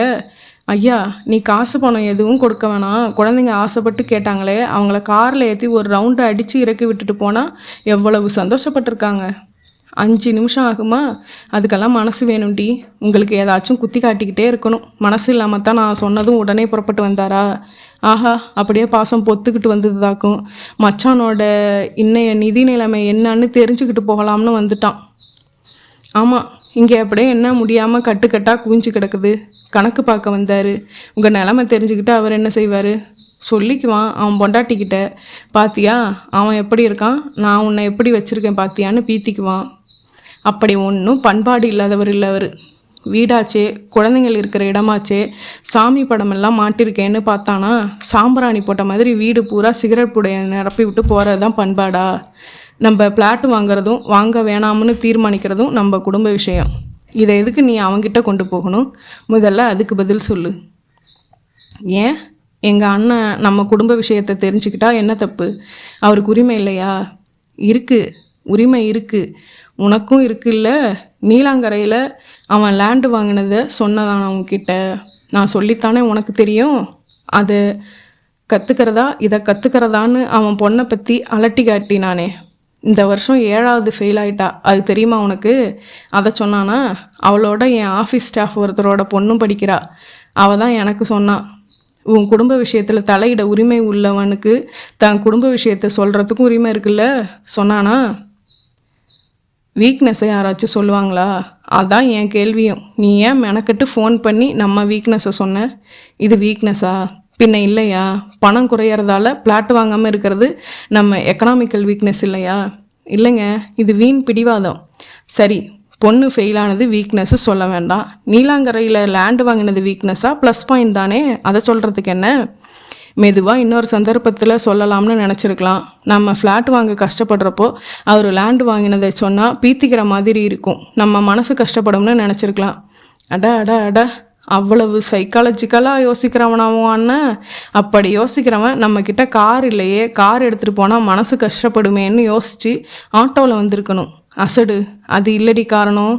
நாம் கண்ணு வச்சிடக்கூடாது, உதவி கேட்டு வந்து நின்றுடக்கூடாது, அதனால் சொல்லலை. இப்படி எல்லாமே ஒன்றுக்கும் அர்த்தம் கற்பிச்சுக்கிறதுக்கும் உங்களால் தான் முடியும். நம்ம குழந்தைங்க ஏதாச்சும் கற்றுக்கிறாங்களான்னு அண்ணன் கேட்டப்போ எனக்கு அவமானமாக இருந்துச்சு. டான்ஸில் சேர்த்து விடுங்கன்னு, பாட்டு கிளாஸில் சேர்த்து விடுங்கன்னு ஏதாச்சும் நடந்ததா? அது வேறு கான்செப்ட். அர்த்தம் இல்லாமல் பேசாத. குழந்தைங்களோட வளர்ச்சிக்காக செலவு பண்ணுறதுக்கு என்றைக்குமே நான் தயங்கினதே இல்லை. ஆனால் உன்னோட இன்ட்ரெஸ்ட்டு எல்லாத்தையும் குழந்தைங்க மேலே திணிக்கிறத நான் அலோவ் பண்ண முடியாது. உனக்கு டான்ஸ் பிடிக்கும்னா நீ கற்றுக்கோ. குழந்தைய போட்டு ஏன் துணக்கிற? பாட்டு கற்றுக்க, டான்ஸு கற்றுக்க துடிக்குதுன்னு நீ 1000 தடவையாவது வித்யாகிட்ட சொல்லியிருப்ப. ஒரு தடவையாவது கற்றுக்கிறேன்னு அவள் சொல்லியிருக்காளா? பொறுமையாக உட்கார வச்சு அவளோட பேசி பார்த்துருக்கியா? அவளுக்கு அதில் எல்லாம் இன்ட்ரெஸ்ட் இல்லை. அவள் மைண்டு கம்ப்யூட்டரில் இருக்குது. அடுத்த வருஷத்துலேருந்து சேர்த்து விட போகிறேன். அதே மாதிரி அருணுக்கு பெயிண்டிங்கில் இன்ட்ரெஸ்ட்டு. அதுக்கு உண்டான வாட்டர் கலர்ஸ், ஸ்கெட்சஸ், ப்ரஷ் எல்லாம் வாங்கி கொடுத்துருக்கேனா இல்லையா? பிள்ளைங்களை அவங்க போக்குக்கு விடணும். வெளியில் சொல்லிக்கிறதுக்காக அவங்க மேலே அவங்களுக்கு பிடிக்காத விஷயங்களை திணிக்கக்கூடாது. டான்ஸ் பாட்டுனா மாதம் பணம் கட்டணும். ஸ்கெட்சு பேனா பெரிய யானை வேலை பாருங்க. ஏண்டி பொறுமையாக எடுத்து சொல்கிறேன், என்னை மட்டம் தட்டிக்கிட்டே இருக்கியே. என்ன தான் நினச்சிக்கிட்டு இருக்கவன் மனசில்? கொஞ்சமாச்சும் புரிஞ்சிக்க முயற்சி பண்ணிடி. ஒரு மனுஷன் இவ்வளவு சொல்கிறானே, நல்லத்துக்கு தானே இருக்குன்னு கொஞ்சமாவது யோசியேன். நீ பிடிச்ச பிடிவாதத்திலேயே ஏன் நிற்கிற? நினச்சதை எப்படியாவது சாதிச்சிடணும்னு ஏன் துடிக்கிற? பதிலுக்கு பதில் பேசி தூண்டி விடுறத நிறுத்தி சொல்கிறத மனசில் வாங்கிட்டு அமைதியாக உட்காந்து யோசிச்சுப்பாரு.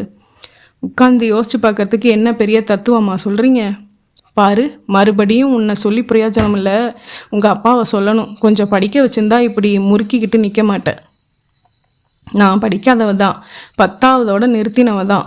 தெரிஞ்சுதானே கட்டிக்கிட்டீங்க? டிகிரி படிச்சிருக்கான்னு ஏதாச்சும் பொய் சொல்லி கட்டி வச்சாங்களா? படித்த பொண்ணு தான் பொண்டாட்டியாக வரணும்னு அப்போவே வேணாம்னு சொல்லியிருக்க வேண்டியதானே? 14 வருஷம் குடுத்தனம் நடத்திட்டு 2 பிள்ளையும் பெற்றுட்டு இப்போ தான் தெரியுதா நான் படிக்காதவன்னு? ஐயோ, இப்போ என்ன சொல்லிட்டேனா? பொறுமையாக இரு. என்ன பொறுமையாக இருக்கிறது? கல்யாணமான புதுசில் காமராஜ், கருணாநிதி, எம்ஜிஆர் எல்லாம் காலேஜில் படித்தாங்கன்னு பேசின அதே வாய் தான் இன்றைக்கி படிக்காத ஜென்மம் நீதான்னு குத்தி காட்டுது. நெற்றியில் கை வைத்து கொண்டு உட்கார்ந்து விட்டான் குணசீலன். போதுமா, என்னால் முடியலை. ஒன்று நீ பேசாமல் இருக்கணும், இல்லைனா நானாவது பேசாமல் இருக்கணும். இத்தோட விட்டுரு. மேலே நான் எதுவும் பேசலை. ஆஃபீஸ்லேருந்து ஏன்டா வீட்டுக்கு வரோம்னு தோணுது. செய், அப்படி நொந்துக்கிற அளவுக்கு என்ன பண்ணிட்டாங்க இங்கே? விட்டுடுன்னு சொன்னேன் என்று கத்திவிட்டு படுக்கை அறைக்குள் சென்று படார் என்று கதவை சாத்தி கொண்டான் குணசீலன். அத்தியாயம் 7. ஸ்கூட்டரை வீட்டு வாசலில் நிறுத்திய போது வாசலில் பதட்டமாக நின்று கொண்டிருந்த நிர்மலாவை பார்த்தான் குணசீலன். என்ன என்றான். குழந்தைங்க இன்னும் ஸ்கூல்லேருந்து வரலங்க. மணி பார்த்தான் 5:45. 4 மணிக்கு பள்ளி விட்டு விடுவார்கள். அருகிலேயே பஸ் ஸ்டாப். 2 நிமிடத்திற்கு ஒரு பஸ் இருக்கிறது. தெருவில் 2 ஸ்டாப்பிங்குகள். எப்படியும் 4:30க்குள் வந்து விடுவார்கள். ஏதாச்சும் ஸ்கூலில் ஃபங்க்ஷன் இருக்கிறதா சொன்னாங்களா? இல்லையேங்க. சரி, பதறாமல் உள்ளே போயிரு. நான் பள்ளிக்கூடம் போய் பார்த்துட்டு வர்றேன். நானும் வர்றேங்க. அதுக்குள்ளே அவங்க வந்துட்டாங்கன்னா நம்ம தேடி கட்டிக்கிட்டு இருக்கணும். நீ இரு, வந்துட்டேன். குணசீலன் ஸ்கூட்டரை திசை திருப்பினான். லேசான பதட்டத்தோடு அவர்கள் படிக்கும் பள்ளிக்கு வந்தான். ஸ்கூல் வாசலில் ஒரு சைக்கிள் கூட இல்லை. யாரும் இல்லை. வாட்ச்மேன் இருந்தான். விசாரித்தான். எல்லா பிள்ளைகளுமே ஸ்கூல் விட்டதுமே போயிடுச்சு. டீச்சர்ஸ் கூட போயிட்டாங்க. உள்ளே யாருமே இல்லை. எதுக்கும் உள்ளே போய் ஒரு ரவுண்டு பார்த்துட்டு வர்றேன். சரி, போயிட்டு வாங்க. குணசீலன், அருண், வித்யா 2 பேரின் வகுப்புகளுக்கும் சென்று பார்த்தான். வகுப்பறைகள் யாவும் பூட்டியிருந்தன. காலியான வராந்தாக்கள். திறந்த ஜன்னல்கள் வழியாக அவன் நடக்க நடக்க தெரிந்து மறையும் டெஸ்குகள், பெஞ்சுகள். அவர்களை காணோம். படிகள் இறங்கி வாசலுக்கு திரும்பிய போது அருகில் இருந்த சிறிய பூந்தோட்டத்துக்குள்ளிருந்து சன்னமான குரல்கள் வந்தன. உள்ளே நடந்தான். இது அருண் குரல் மாதிரி இல்லை, இது வித்யா குரல் மாதிரி இல்லை. சமீபித்தான். இவனுக்கு முதுகு காட்டியபடி புல்வெளியில் அமர்ந்திருந்தார்கள் இவர்கள். பேசிக்கொள்வதை தள்ளி நின்று கேட்டான். தேடுவாங்க வித்யா, போ. எனக்கு வீட்டுக்கு போக பிடிக்கல. எனக்கும் தான் பிடிக்கல. வேற என்ன பண்ணுறது? ஒரு அப்பா அம்மா தானே இருக்காங்க, ஒரு வீடு தானே இருக்குது. மனசு திக்குன்னு இருக்கு அருண். எனக்கும் கஷ்டமாக தான் இருக்குது. ஏன் எப்போ பார்த்தாலும் அம்மாவும் அப்பாவும் இப்படி சண்டை போட்டுக்கிறாங்க? தெரியலையே. நாம் எதுவும் பேச முடிய மாட்டேங்குதே. ஆமாம், நேற்று இங்கே ஒரு பட்டர்ஃப்ளை பிடிச்சமே, அதை பற்றி டேடி கிட்ட சொல்ல நினச்சேன். கோபமாக இருந்தாரா? சொல்லலை. பென்சில் சீவி கொடுன்னு கேட்டால் கூட அம்மா திட்டுறாங்க அருண். நீ சின்ன பொண்ணு, உன்னை திட்டுறாங்க. அன்னைக்கு என்னை எப்படி அடித்தாங்க நீ தான் பார்த்தியே. ஏன் இப்படி அடிக்கிறாங்க? அம்மாவுக்கு கோபம். யார் மேலே? அப்பா மேலே. ஏன் தெரியலை. எப்போ பார்த்தாலும் அப்பா கூட சண்டை போடுறாங்க. அப்பா பாவம் இல்லை?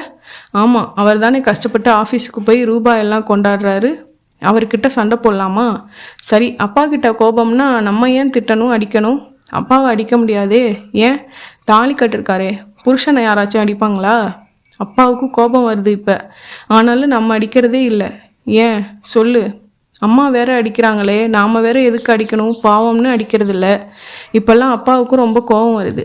அப்படின்னா அவரும் இனிமேல் அடிப்பாரா? குணசீலனுக்கு கண்களிலிருந்து கண்ணீர் கொட்டியது. உதட்டை கடித்து கொண்டு பொங்கின உணர்ச்சிகளை சிரமப்பட்டு கட்டுப்படுத்தி கொண்டு மேற்கொண்டு கவனித்தான். தெரியலை. இப்போ என்ன செய்யலாம் அருண்? எங்கேயாவது போயிடலாமா? எங்கே? அதான் தெரியல அருண். பசிக்குதுடா. எனக்கு கூட பசிக்குது. பேசாமல் வீட்டுக்கு போயிடலாமா? சரி, போயிடலாம்.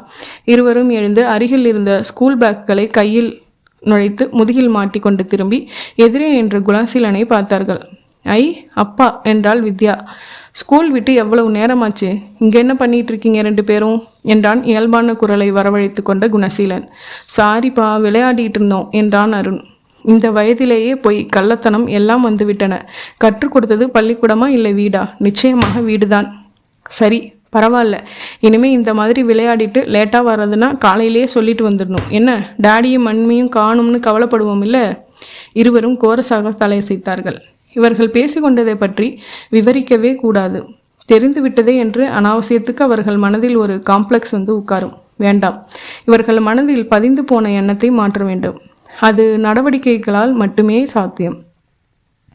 ஒரு அமைதியான சூழ்நிலையையும் மனநிலையையும் நிர்மலாவிடம் உருவாக்கி பிறகு மனம் விட்டு இது பற்றி பேச வேண்டும். ஸ்கூட்டரில் 2 பேரையும் வைத்து கொண்டு ஓட்டிய போது குணசீலன் கேட்டான், வீட்டுக்கு போய் ட்ரெஸ் மாற்றிட்டு எல்லாரும் பீச்சுக்கு போகலாமா? ஹை பீச் என்றாள் வித்யா. போலாம்ப்பா, ப்ளீஸ் ப்ளீஸ் என்றான் அருண். வீட்டு வாசலில் வண்டியை நிறுத்தியதும் உள்ளே இருந்து பதட்டமாக வந்து நிர்மலா குழந்தைகளை பார்த்து, என்ன பண்ணிட்டு இருந்தீங்க ஸ்கூலில் என்று கத்தினாள். கத்தாத நிர்மலா, உள்ளே போய் பேசலாம். கார்டனில் கொஞ்சம் நேரம் விளையாட்டிட்டு புறப்படலான்னு பேசியிருக்காங்க. நேரம் போனதே தெரியலை. நான் அட்வைஸ் பண்ணிட்டேன். சனியன்களே, பதற வச்சிட்டிங்களே. ஸ்கூல் விட்டது நேராக வரதை விட்டுட்டு அங்கே என்ன விளையாட்டு? உங்கள் 2 பேருக்கும் ரொம்ப தான் திமிர் ஏறிப்போச்சு. உள்ளே வாங்க சொல்கிறேன். நிர்மலா, நான் சொல்லிட்டேன்னு சொல்கிறேன்ல, விட்டுடேன் என்றபடி அவர்களை அழைத்து கொண்டு உள்ளே வந்தான். என்னத்தை சொன்னீங்க? 2 வைங்க முதுகில். சொல்கிற பேச்சை எதையுமே கேட்குறதில்ல. அழிச்சாட்டியமான பிடிவாதம். முறைக்கிறத பாருங்க. சரி விட்டுடு. என்ன விடுறது? காணோம்னு என் மனசு திக்கு திக்குன்னு அடிச்சுக்கிட்டது எனக்கு தானே தெரியும். ஒரு ஒழுங்கு வர வேண்டாம். எத்தனை தடவை சொன்னாலும் மாறவே மாட்டேங்கிறாங்க. நிர்மலா, அதான் கூட்டிகிட்டு வந்தாச்சுல்ல, அவர்களுக்கு ட்ரெஸ் மாற்றி டிஃபன் ஏதாச்சும் கொடு, பசிக்கும். எப்படியே போகிறாங்க, விடுங்க. நிர்மலா, இது அதிகம். என்ன ஆயிடுச்சுன்னு இவ்வளவு குதிக்கிற? அவங்க வயசு என்ன, உன் வயசு என்ன? குழந்தைங்கன்னா எப்படி இருப்பாங்க? உன் அளவுக்கு மெச்சூரிட்டி அவங்களுக்கு இருந்தால் அவங்க குழந்தைங்க கிடையாது. பிடிவாதமும் அலட்சியமும் வளர்ந்தவங்களுக்கே இருக்கிறப்போ குழந்தைங்களுக்கு இருக்காதா? எல்லாம் நம்ம வீட்டில் பார்த்து தானே கற்றுக்குறாங்க. பக்கத்து வீட்டில் இருந்தால் கற்றுக்குறாங்க. இப்போ ரொம்ப சந்தோஷமாக உங்களுக்கு. குழந்தைங்களுக்கு முன்னாடி இப்படி திட்டுனா என்னை எப்படி மதிப்பாங்க? அவங்க என் வார்த்தையை எப்படி எடுத்துப்பாங்க? மதிப்பும் மரியாதையும் உருவாக்கி வர்றதில்ல. நம்ம நடவடிக்கையை பார்த்து தானாக உருவாகணும். அது உருவாகிற மாதிரி நடந்துக்கணும். ஓடும். சும்மா கத்துறது இல்லை, பிரயோஜனம் இல்லை. அவங்களுக்கு ட்ரெஸ் மாற்றி விடு. நீயும் மாற்றிக்கோ. எல்லாருக்கும் பீச்சுக்கு போயிட்டு வரலாம். நிர்மலா பதில் எதுவும் பேசாமல் குணசீலனை பார்த்து ஒரு முறைப்பு முறைத்துவிட்டு நேராக அறைக்குள் சென்று கட்டிலில் குப்புறப்படுத்து கொண்டாள். ஏய், இப்போ குழந்தைகளுக்கு டிஃபன் கொடுக்க போறியா இல்லையா? குறையலையத்து கத்தினான் குணசீலன். அவர்களிடமிருந்து எந்த பதிலும் இல்லை. தன் நெற்றியில் பளிச்சென்று அடித்து கொண்டான். உன்னை கல்யாணம் பண்ணிக்கிட்டேன் பாரு, அன்னையிலேருந்து என் நிம்மதி எல்லாம் போயிடுச்சுடி என்றவன் திரும்பி குழந்தைகளை பார்த்தான். நீங்கள் வாங்க, நான் ட்ரெஸ் மாற்றி விடுறேன், டிஃபன் தர்றேன், நம்ம பீச்சுக்கு போகலாம். அவர்களின் டை, பேட்ச், பெல்ட்டுகள், ஷூக்களை கழற்றி, பள்ளி யூனிஃபார்ம் கழற்றி, பாத்ரூம் அழைத்து சென்று கை கால்கள் முகம் கழுவிட்டு அவர்களுக்கு ஆப்பிள் நறுக்கி கொடுத்துவிட்டு பிஸ்கட்ஸ் கொடுத்து காம்ப்ளான் கொடுத்து வேறு உடை அணிவித்து தலை சீவி பவுடர் அடித்து பொட்டு ஒட்டி புறப்படும் வரை நிர்மலா கட்டிலை விட்டு அசையவே இல்லை. வாசல் அருகில் நின்று குணசீலன், கதவை தாழ்பால் போட்டுக்கிட்டு போய் ரெஸ்ட் எடு, எவனாவது பூந்து எல்லாத்தையும் அள்ளிக்கிட்டு போனால் தெரியாது என்று விட்டு ஸ்கூட்டரை ஸ்டார்ட் செய்தான். ஸ்கூட்டரில் செல்லும்போது அருண், சாரிப்பா என்றான். ஏண்டா, எங்களால் தானே உங்களுக்குள்ள சண்டை? இல்லடா கண்ணா, இந்த பிரச்சனை இல்லைனா வேற எதையாச்சும் எடுத்துக்குவா அவங்க அம்மா. அம்மா ஏன்பா சும்மா அவங்க கூட சண்டை போடுறாங்க? தெரியலடா. அம்மா முந்தி மாதிரி எல்லாம் சிரித்து சிரித்து எல்லாருக்கிட்டையும் பேசுவாங்க. இப்போ சிடுசிடுன்னே இருக்காங்க. ஏன்பா? அதெல்லாம் ஒன்றும் இல்லை, மறுபடியும் சிரிக்காமல் வச்சிடலாம். இதையெல்லாம் நீங்கள் நினைக்க வேணாம். என்ன, தன் குழந்தையை இப்படி கவலையோடு விசாரிக்கிற அளவுக்கு சூழ்நிலை இருப்பதை நினைத்து எரிச்சலாக வந்தது குணசீலனுக்கு. கவலையாகவும் இருந்தது. அத்தியாயம் 8. கடற்கரையில் விளையாடிய களைப்பில் திரும்பி நொறுக்கு தீனிகள் நிறைய சாப்பிட்டதால் சாப்பாடு எதுவும் வேண்டாம் என்று சொல்லி ஆளுக்கு ஒரு வாழைப்பழம் மட்டும் சாப்பிட்டுவிட்டு படுத்து குழந்தைகள் உடனே உறங்கி போனார்கள். டிவி பார்த்து கொண்டிருந்த குணசீலிடம் வந்து, தோசை மாவு இருக்குது, சப்பாத்தி மாவும் இருக்குது, எது வேணும் என்றால் நிர்மலா தலை பார்த்தபடி. நீ சாப்பிடு, எனக்கு பசிக்கலை. நானும் 2 பழம் மட்டும் சாப்பிட்டுட்டு படுக்க போகிறேன். 2 சப்பாத்தி மட்டும் சாப்பிட்டுட்டு படுங்க, உங்களுக்கு பசிக்கும்னு தெரியும். நடராசி பதுக்குதுன்னு எந்திரிச்சு ஃப்ரிட்ஜில் என்ன இருக்குன்னு பார்ப்பீங்க, இங்கேயே எடுத்துகிட்டு வர்றேன் என்று சொல்லிவிட்டு அவன் பதிலுக்கு காத்திருக்காமல் சமையலறைக்குள் சென்று கேஸ் அடுப்பை பற்ற வைத்தாள். நிர்மலா சற்று நார்மலான மனநிலையில் இருப்பது போல தெரிந்ததால் மறுபடி மறுத்து பேசி ஒரு வாக்குவாதத்தை துவங்க விருப்பமில்லாததால் அமைதியாக இருந்தான் குணசீலன். தட்டில் 2 சப்பாத்தியும் நறுக்கின வெங்காயம் ஊறுகாயும் வைத்து எடுத்து வந்து கொடுத்தாள். அடுப்பை அணைச்சிட்டு வா, எனக்கு இந்த 2 சப்பாத்தி போதும், நீ சாப்பிட்டியா? என்றாள். நிஜமாக சாப்பிட்டா? சாப்பிட்டேங்க என்று சென்று அடுப்பை அணைத்துவிட்டு திரும்பும்போது அவன் டிவியை அணைத்துவிட்டு வந்து குழந்தைகளை ஒரு முறை எட்டு பார்த்துவிட்டு அமர்ந்தாள். டம்ளரில் தண்ணீர் வைத்தவளை, இப்படி உட்கார் நிர்மலா என்று சோஃபாவில் தன்னருகே இடம் காட்டினான். அமர்ந்தாள். கொஞ்சம் பதட்டப்படாமல் அமைதியாக சில விஷயங்களை உங்ககிட்ட பேசணும். குற்றம் சாட்டுறதா எடுத்துக்க வேண்டாம், நம்ம குடும்ப நன்மைக்காக சொல்கிறதா எடுத்துக்கணும். உன் மனசில் என்ன இருக்கோ அதை வெளிப்படையாக சொல்லு. நிர்மலா அமைதியாக அமர்ந்திருந்தாள். ஏன் நிர்மலா எப்பவும் சிடுசிடுன்னு இருக்க? ஒரு சண்டைக்கு தயாராக இருக்க. ஏன் இப்படி? நான் மட்டும்தான் அப்படி இருக்கேனா? நீங்கள் எதுவுமே சொல்கிறது இல்லையா? நானும் சொல்கிறேன், இல்லைங்கல. நீ நடந்துக்கிற விதத்தில், பேசுகிற பேச்சில் தூண்டப்பட்டு பதிலுக்கு கத்த வேண்டியதாயிடுது. அடக்கிக்கணும், எதுவும் சொல்லக்கூடாதுன்னு பார்த்தாலும் முடியாமல் தான் போயிடுது.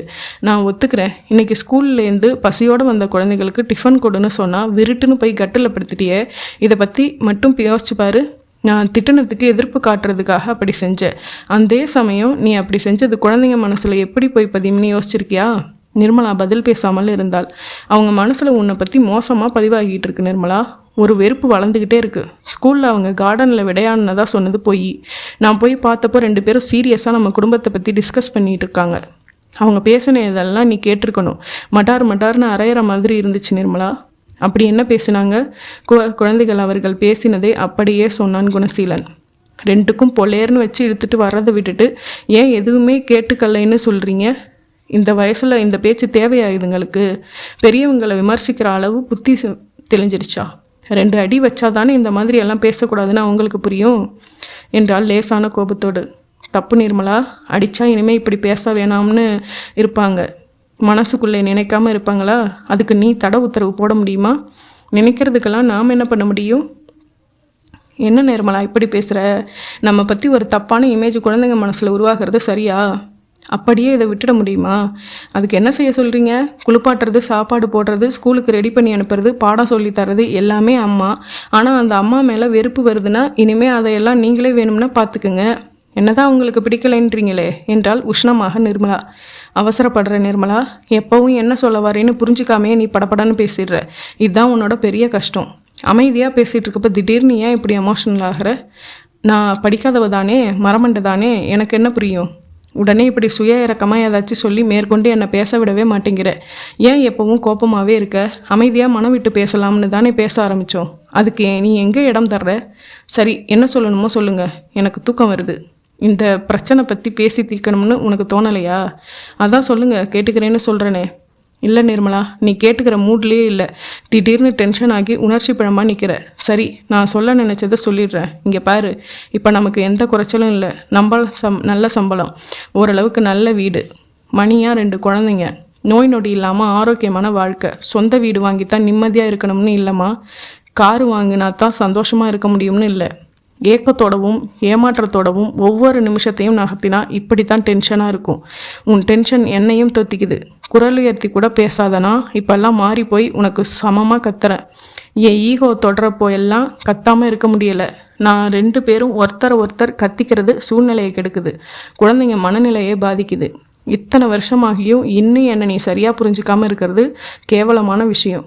குழாயடி சண்டையை இனிமே நம்ம வீட்டுக்குள்ளே நடத்த வேணாம். நீயோ நானோ ஒரு விஷயத்தில் எடுத்துட்டா அது நியாயமானதாக இருந்தால் அடுத்தவங்க அதை நோண்டாமல் விட்டுடலாம். அப்படி குடும்ப விஷயம் எதுவும் பேசியே ஆகணும்னா குழந்தைங்க இல்லாத சமயத்தில் பேசிக்கலாம். அவங்க பார்வையில் நாம் சண்டை போட்டுக்கிறது எனக்கு அவமானமாக இருக்குது நிர்மலா. அவள் அமைதியாக இருந்தாள். உணர்ந்து சில வார்த்தைகள் பேசுவாள் என்று அவன் காத்திருக்க அவள் எழுந்தபடி, அவ்வளவுதானே, நான் தூங்க போகலாமா என்றாள். போய்விட்டாள். வெறுத்து போய் அப்படியே உட்கார்ந்திருந்தான் குணசீலன். அத்தியாயம் 9. குணசீலனுக்கு அலுவலகத்திற்கு ஃபோன் வந்தது. பக்கத்து வீட்டிலிருந்து நிர்மலா பேசினாள். என்ன நிர்மலா, பெங்களூரில் இருந்தாரே என்னோட ராஜமாணிக்க சித்தப்பா? ஆமாம், சொல்லு. அவர் நேற்று ராத்திரி இறந்துருக்காரு. பாடியை மெட்ராஸ் கொண்டாந்துருக்காங்க. நாம் போகணுங்க. 12 மணிக்கெல்லாம் எடுத்துடுறாங்களாம். சரி, நீ ரெடியாரு, நான் பர்மிஷன் போட்டுட்டு வர்றேன். வரப்போ ஒரு மாலை வாங்கிட்டு வந்துடுங்க. சரி, என்ன ஆச்சா? ஹார்ட் அட்டாக்கா? இல்லைங்க, விஷம் சாப்பிட்டாராம். என்ன சொல்கிற நீ? பங்களா, தோட்டம், காருன்னு செழிப்பாக இருந்தவருக்கு தற்கொலை பண்ணிக்கிற அளவுக்கு என்ன பிரச்சனை? புதுசாக ஏதோ தொழில் ஆரம்பித்தாராம். அதில் ஏகப்பட்ட நஷ்டமா. சொத்தெல்லாம் அடமானத்தில் இருந்து தான். வட்டி ஏறி எதுவும் பண்ண முடியாமல் எல்லோரையும் கூட்டி வச்சு சொத்தெல்லாம் கணக்கு போட்டு ரூபாய்க்கு 40 பைசான்னு செட்டில் பண்ணினாராம். இப்படி திடுப்புன்னு நொடிச்சு போனதில் மனசு உடஞ்சிட்டாராம். 100 பேருக்கு சம்பளம் கொடுத்த அவர் ஒரு கேன்டீனில் கணக்கு எழுதுகிற நிலைமைக்கு வந்துட்டாராம். திடீர்னு நேற்று விஷத்தை குடிச்சிட்டாரு. உங்கள் சித்தப்பாவை பற்றி எவ்வளோ பெரியமையாக பேசிகிட்டு போனாமல். நாம் ஒரு தடவை அவர் வீட்டுக்கு போனப்போ வெள்ளித்தட்டில் டிஃபன் வச்சு வெள்ளி டம்ளரில் தண்ணி கொடுத்தாங்க. ஞாபகம் இருக்கா? பாரு, யாருக்கு எப்பட நிலைமை மாறுது பாரு. 1 வருஷமாகவே அந்த சித்தப்பா கிட்டேருந்து தகவலோ தபாலோ இல்லை. இப்போ தான் அதுக்கு காரணம் புரியுது. ரொம்ப பாவங்க. சந்தன மாலையாக வாங்கிடுறீங்களா? 20 ரூபாய்க்கு பொசுக்குன்னு சின்ன மாலையாக வாங்கிட போகிறீங்க. நான் பார்த்துக்கிறேன் நிர்மலா. குணசீலன் அரை நாள் லீவ் போட்டுவிட்டு மாலையுடன் வீட்டிற்கு திரும்பி நிர்மலாவை அழைத்து கொண்டு சென்னையில் உள்ள அந்த சித்தப்பாவின் மகன் வீட்டிற்கு சென்றான். நிறைய கூட்டம் இருந்தது.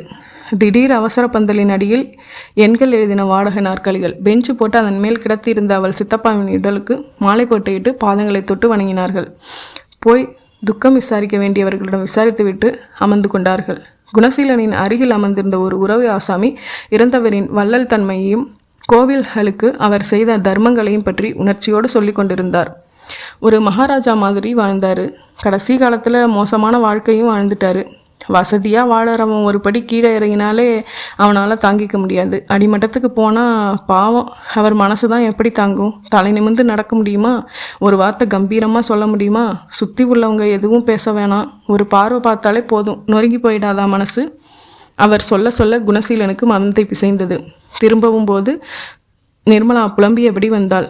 நம்ம அருண் பிறந்தப்போ 2 பவுண்டில் செயின் பண்ணி அவன் கழுத்தில் போட்டார். எப்போ பார்த்தாலும் எங்கே பார்த்தாலும் அன்பாக பேசுவார். ஒரு 5 நிமிஷம் அவர் வீட்டுக்கு போயிட்டு திரும்பினா கூட ஒரு ரவுக்க துணி வச்சு வெள்ளி குங்குமச்சிமிழ் டப்பான்னு ஏதாச்சும் வச்சு கொடுப்பாங்க. அவருக்கா இப்படி ஒரு சாவு அமையணும்? தற்கொலை செஞ்சுக்கிறது ரொம்ப பெரிய விஷயம். அந்த அளவுக்கு மனசு நொந்து போயிருக்கணும் நிர்மலா. ஆமாங்க என்றாள் நிர்மலா. அத்தியாயம் 10. ஸ்கூட்டரை நிறுத்தி என்ஜினை அணைத்து விட்டு வீட்டுக்குள் வந்தான் குணசீலன். குழந்தைகள் காகிதம் கத்திரித்து ஒட்டி ஏதோ விளையாடி கொண்டிருந்தார்கள். காற்றில் இருந்த நெடியை உரசி பார்த்தான். நிர்மலா வந்து அண்ணன் வந்திருக்காரு என்றாள். அதான் வீடு பூரா நாருதே. அந்த கொட்டிவாக்கம் ஃப்ளாட்டை அண்ணன் போய் பார்த்துருக்காரு. ஒரு இன்வெஸ்ட்மெண்ட்டாக இருக்கட்டும், நானே அதை வாங்கிக்கிறேன்னு சொன்னார். அவர் அந்த கன்ஸ்ட்ரக்ஷன் கம்பெனி ஆஃபீஸ்க்கு அழைச்சிட்டு போய் என் பேர்லேருந்து அவர் பேருக்கு மாற்றி விட்டுட்டேன். சரிதானே? குணசீலனுக்கு பக்கென்றது. இன்று காலையில் தான் தன்னோடு வேலை பார்க்கும் ராமச்சந்திரன் என்பவனை ஸ்கூட்டரில் வைத்து அழைத்துச் சென்று ஃப்ளாட்டை காட்டி அவனும் திருப்தியாகி நாளை 60,000 பணம் கொடுத்துவிட்டு பெயர் மாற்றிக் கொள்கிறேன் என்று சம்மதித்தவன். இன்று அமாவாசையாக இருப்பதால் நல்ல விஷயம் பேசி முடித்ததற்கு அடையாளமாக இருக்கட்டும் என்று 1001 ரூபாய் அட்வான்ஸ் மாதிரி கொடுக்க இவன் வாங்கி வைத்து கொண்டு வந்திருந்தான். நான் என்ன செத்தா போயிட்டேன்? என்னை கேட்குறதுக்கு என்ன? கத்தினான் குணசீலன். அந்த ஃப்ளாட்டு தான் இப்போ வாங்குறது இல்லைன்னு முடிவு பண்ணி வேறு பார்ட்டி பிடிச்சு கொடுத்து பேர் மாற்றி விட்டு கொடுத்த பணத்தை வாங்கிக்கிறேன்னு முடிவு செஞ்சிங்களே, அப்புறம் என்ன புதுசாக கேட்கணும்னு சொல்கிறீங்க? அது இல்லை, இந்த மாதிரி அண்ணன் சொல்கிறாரு, மாற்றி விடட்டுமான்னு கேட்க வேணாமா நீ? யாரோ 3வது மனுஷனுக்கு மாற்றி விடுறதுக்கு பதிலாக அண்ணனுக்கு மாற்றி விட்டால் அதில் என்ன தப்பு இருக்குது? காரியம் எல்லாத்தையும் முடிச்சுட்டு சொன்னால் நீங்கள் சந்தோஷப்படுவீங்கன்னு பார்த்தா இதுக்கும் சீரு விடுறீங்களே. உனக்கு கொஞ்சம் கூட அடிப்படை மரியாதை இல்லடி.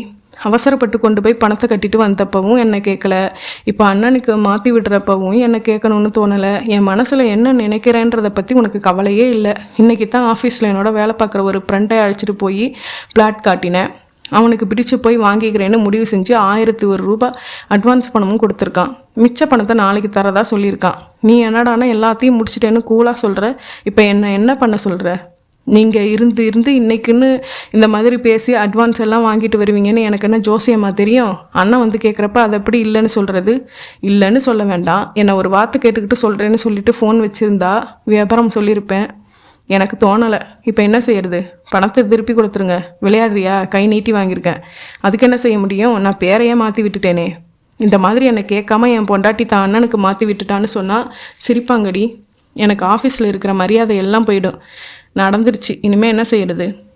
மறுபடி பேர் மாற்றலாம், ஒன்றும் தப்பில்லை. இந்த மாதிரி என் புருஷன் ஏற்கனவே தான் ஃப்ரெண்டுக்கிட்ட அட்வான்ஸ் வாங்கிட்டார், அது தெரியாமல் நான் முடிச்சிட்டேன், அதனால் வந்து பேர் மாற்றிருங்கன்னு ஃபோன் பண்ணி சொல்லு போ. என்னங்க இது நல்லா இருக்கா?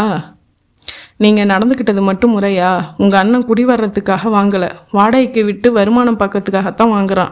என் ஃப்ரெண்டு குடி வர்றதுக்காக வாங்குறான். அவனுக்கு வீடு ரொம்ப பிடிச்சி போச்சு. அட்வான்ஸ் பணத்தை திருப்பி கொடுத்து சாரி சொன்னால் அவன் ரொம்ப அப்செட் ஆகிடுவான். சென்டிமெண்ட்டான மேட்டர்டி இது. அண்ணங்கிட்ட இந்த மாதிரி சொன்னால் அவர் மட்டும் அப்செட் ஆக மாட்டாரா? அதை பற்றி எனக்கு கவலை இல்லை. என் சொந்த அண்ணன் மனசு கஷ்டப்பட்டால் உங்களுக்கு கவலை இல்லைனா உங்கள் ஃப்ரெண்டு பற்றி மட்டும் நான் எதுக்காக கவலைப்படணும்? இப்போ நீ ஃபோன் பண்ணி பேச போறியா இல்லையா? மாட்டேன், அது நல்லா இருக்காது. அப்போ நான் பேசட்டுமா? வேணாம், நீங்கள் பேசுகிறது சரியில்லை. முடிச்சு போன ஒரு மேட்டரை மாற்றுறது தப்பு. என்ன தப்பு? உன் பேரில் பணம் கட்டினதை மாற்றலையா? இப்போது சொல்லு. அவன் கொடுத்த பணம் எங்கே வச்சுருக்க? எடுத்துகிட்டு வா. கொண்டு போய் கொடுத்துட்டு விபரமாக எடுத்து சொல்லி நேரில் பேசிட்டு வர்றேன். அண்ணன் பணம் எதுவும் கொடுக்கல. அப்புறம் 1,00,000 ரூபாய் சீட்டு போட்டிருக்காராம். அடுத்த மாதம் 10ஆம் தேதி ஏலமாம். ஏலத்தில் சீட்டை எடுத்து பணம் கொடுக்குறேன்னு சொல்லியிருக்காரு. என்னடி நியாயம் இது? என் ஃப்ரெண்டு நாளைக்கு காலையில் முழு பணமும் தர்றேன்னு இருக்கான். அதை விட்டுட்டு பணமும் கைக்கு வராமல் இது என்ன டீலிங்? என்னடா பணம் 10 பைசா கொடுக்காம பேர் மாற்றிக்கிறமே, மச்சான ஒரு வார்த்தை கேட்டுக்கணும்னு தோணலையா அவங்க அண்ணனுக்கு? யாருமே பணத்தை ஏற்பாடு பண்ணித்தானே தர முடியும். பெட்டில் ரெடியாக வச்சுருப்பாங்களா? அண்ணங்கிட்ட போய் முழு பணமும் கை மேலே வச்சா தான் நான் பேர் மாற்றி விடுவேன்னு பேச முடியுமாண்ணா? சரி, ஒரு பேச்சுக்கு சொல்கிறேன், இந்தா தரேன் இப்போ தரேன்னு இழுத்தடிச்சு ஏமாற்றிட்டா என்ன செய்யறது? எங்கள் அண்ணனுக்கு ஒன்றும் அந்த மாதிரி ஈன புத்தி கிடையாது. அவர் தகுதிக்கு இந்த மாதிரி 10 வீடு வாங்கி போடுவார். பார்ட்டி கிடைக்காம நீங்கள் கஷ்டப்படுறீன்னு ஒரு உதவியாக தான் இது வாங்கி போடுறேன்னு சொன்னார். உனக்கு உன் புருஷனை விட அத்தனை பேரும் வசதி தாண்டி. மற்றவன் வார்த்தை எல்லாம் வேத வாக்கு. நான் சொன்னால் மட்டும் அதுக்கு ஒரு அர்த்தமும் கிடையாது, ஒரு மரியாதையும் கிடையாது. உங்கள் அண்ணன் தந்திரமாக பேசி முடிச்சுக்கிட்டான். ஆனால் அவன்கிட்ட காசு இருக்குது. அதனால் நீயும் தலையை ஆட்டிக்கிட்டே எனக்கும் 2 பங்களா 4 காருன்னு இருந்தால் தான் என்னை ஒரு பொருட்டாக மதிப்பேன் நீ. இப்போ என்ன ஆயிடுச்சுன்னு இப்படி கத்துறீங்க? நிறுத்திடி. முதல்ல பதிலுக்கு பதில் பேசுறதை நிறுத்தி தொலை. குழந்தைங்க நம்மளை தான் வேடிக்கை பார்க்குறாங்க. சாமி வந்தது மாதிரி ஆடுற நீங்களா நானா? அரைஞ்சானா பல்லெல்லாம் எகிடுவாமா என்று கையை ஓங்கின குணசீலன் சுதாரித்து அறையாமல் நிறுத்தி கொண்டான். விக்கித்து நின்றாள் நிர்மலா. இந்த வீட்டில் மனுஷனுக்கு நிம்மதியே கிடையாதுரி. கத்திவிட்டு வேகமாக சென்று ஸ்கூட்டரை ஸ்டார்ட் செய்து இலக்கில்லாமல் செலுத்த துவங்கினான். அத்தியாயம் 11. கதவு தட்டப்பட்டது. எஸ் என்றான் தன் அலுவலக நாற்காலியில் இருந்த குணசீலன். உள்ளே வந்தாள் ஜோதி. என்ன சார், மணி 6:30 ஆகுது, வீட்டுக்கு கிளம்பல? என்ன இருக்குது வீட்டில் என்றான் விரக்தியாக. என்னாச்சு, மிஸ்ஸஸோட மறுபடி சண்டையா? அழுத்து போச்சுங்க. எல்லாத்துக்கும் ஒரு எல்லை இருக்குங்க ஜோதி. பொறுமையாக சொல்லி பார்த்தாச்சு, போதனையாக சொல்லி பார்த்தாச்சு, ஆவேசமாக சொல்லி பார்த்தாச்சு. இன்னும் எப்படி தான் சொல்கிறதுன்னு புரியலை. உங்களுக்கு விபரமாக தான் சொன்னால் புரியும். உட்காருங்க. ஜோதி எதிர்நாற்காலியில் அமர்ந்தாள். குணசீலன் நேற்றைய பிரச்சனையை விவரித்தான். கோபமாக வெளியில் போயிட்டு 2 மணி நேரம் கழித்து திரும்ப வீட்டுக்கு வந்தேனே, அப்போயாவது கிட்ட வந்து மன்னிச்சிடுங்கன்னு ஒரு வார்த்தை சொல்கிறாளா? உணர்ந்தா தானே சாரி சொல்கிறதுக்கு. கொஞ்சம் கூட உணர்றது கிடையாதுங்க. நீ பாட்டுக்கு எது வேணாலும் சொல்லு, எரும மாட்டு மேலே மழை பெஞ்சா மாதிரி நான் அப்படித்தான் இருப்பேன்னு சொன்னால் எப்படிங்க குடுத்தனம் நடத்துறது இவளோட? சத்தியமாக சொல்கிறேங்க, இவளாச்சும் குழந்தைகளாச்சு எப்படியோ போங்கன்னு சொல்லாமல் கொல்லாமல் புறப்பட்டு எங்கேயாச்சும் ஓடி போயிடலாமோன்னு கூட சில சமயம் தோணுதுங்க. ஜோதி சிரித்தாள். என்னங்க சிரிக்கிறீங்க? அப்படியெல்லாம் ஓடிட்டா பிரச்சனை தீர்ந்துருமா சார்? நின்று சமாளிக்கிறது தானே சவால். நல்ல அண்டர்ஸ்டாண்டிங் ஹஸ்பண்ட் உங்களுக்கு அமைஞ்சிட்டார். அந்த சந்தோஷத்தில் நீங்கள் பேசுவீங்க ஜோதி. என் வேதனை எனக்கு தான் புரியும். என் பொண்டாட்டி மாதிரி ஒரு கேரக்டராக உங்கள் புருஷன் அமைஞ்சிருந்தா அப்போ தான் உங்களால் உணர முடியும். ஜோதி மீண்டும் சிரித்தாள். என்னங்க மறுபடியும் சிரிக்கிறீங்க? சார், யார் வாழ்க்கையில் பிரச்சனை இல்லைங்கிறீங்க? இப்போ சொன்னீங்களே உங்கள் ஒய்ஃப் மாதிரியான கேரக்டராக என் ஹஸ்பண்ட் அமைச்சிருந்தா தெரியும்னு. அதுக்கு தான் சிரிப்பு வந்துருச்சு. ஏன்னா அவர் அப்படித்தான் இருந்தார். நிஜமாக எதுக்கெடுத்தாலும் திட்டுவார். அவர் செய்கிற தப்பையும் ஒத்துக்க மாட்டார். பிடிவாதமாக நியாயப்படுத்தி பேசுவார். நான் சொல்கிற எந்த ஒரு நல்ல விஷயத்தையும் எடுத்துக்க மாட்டார்.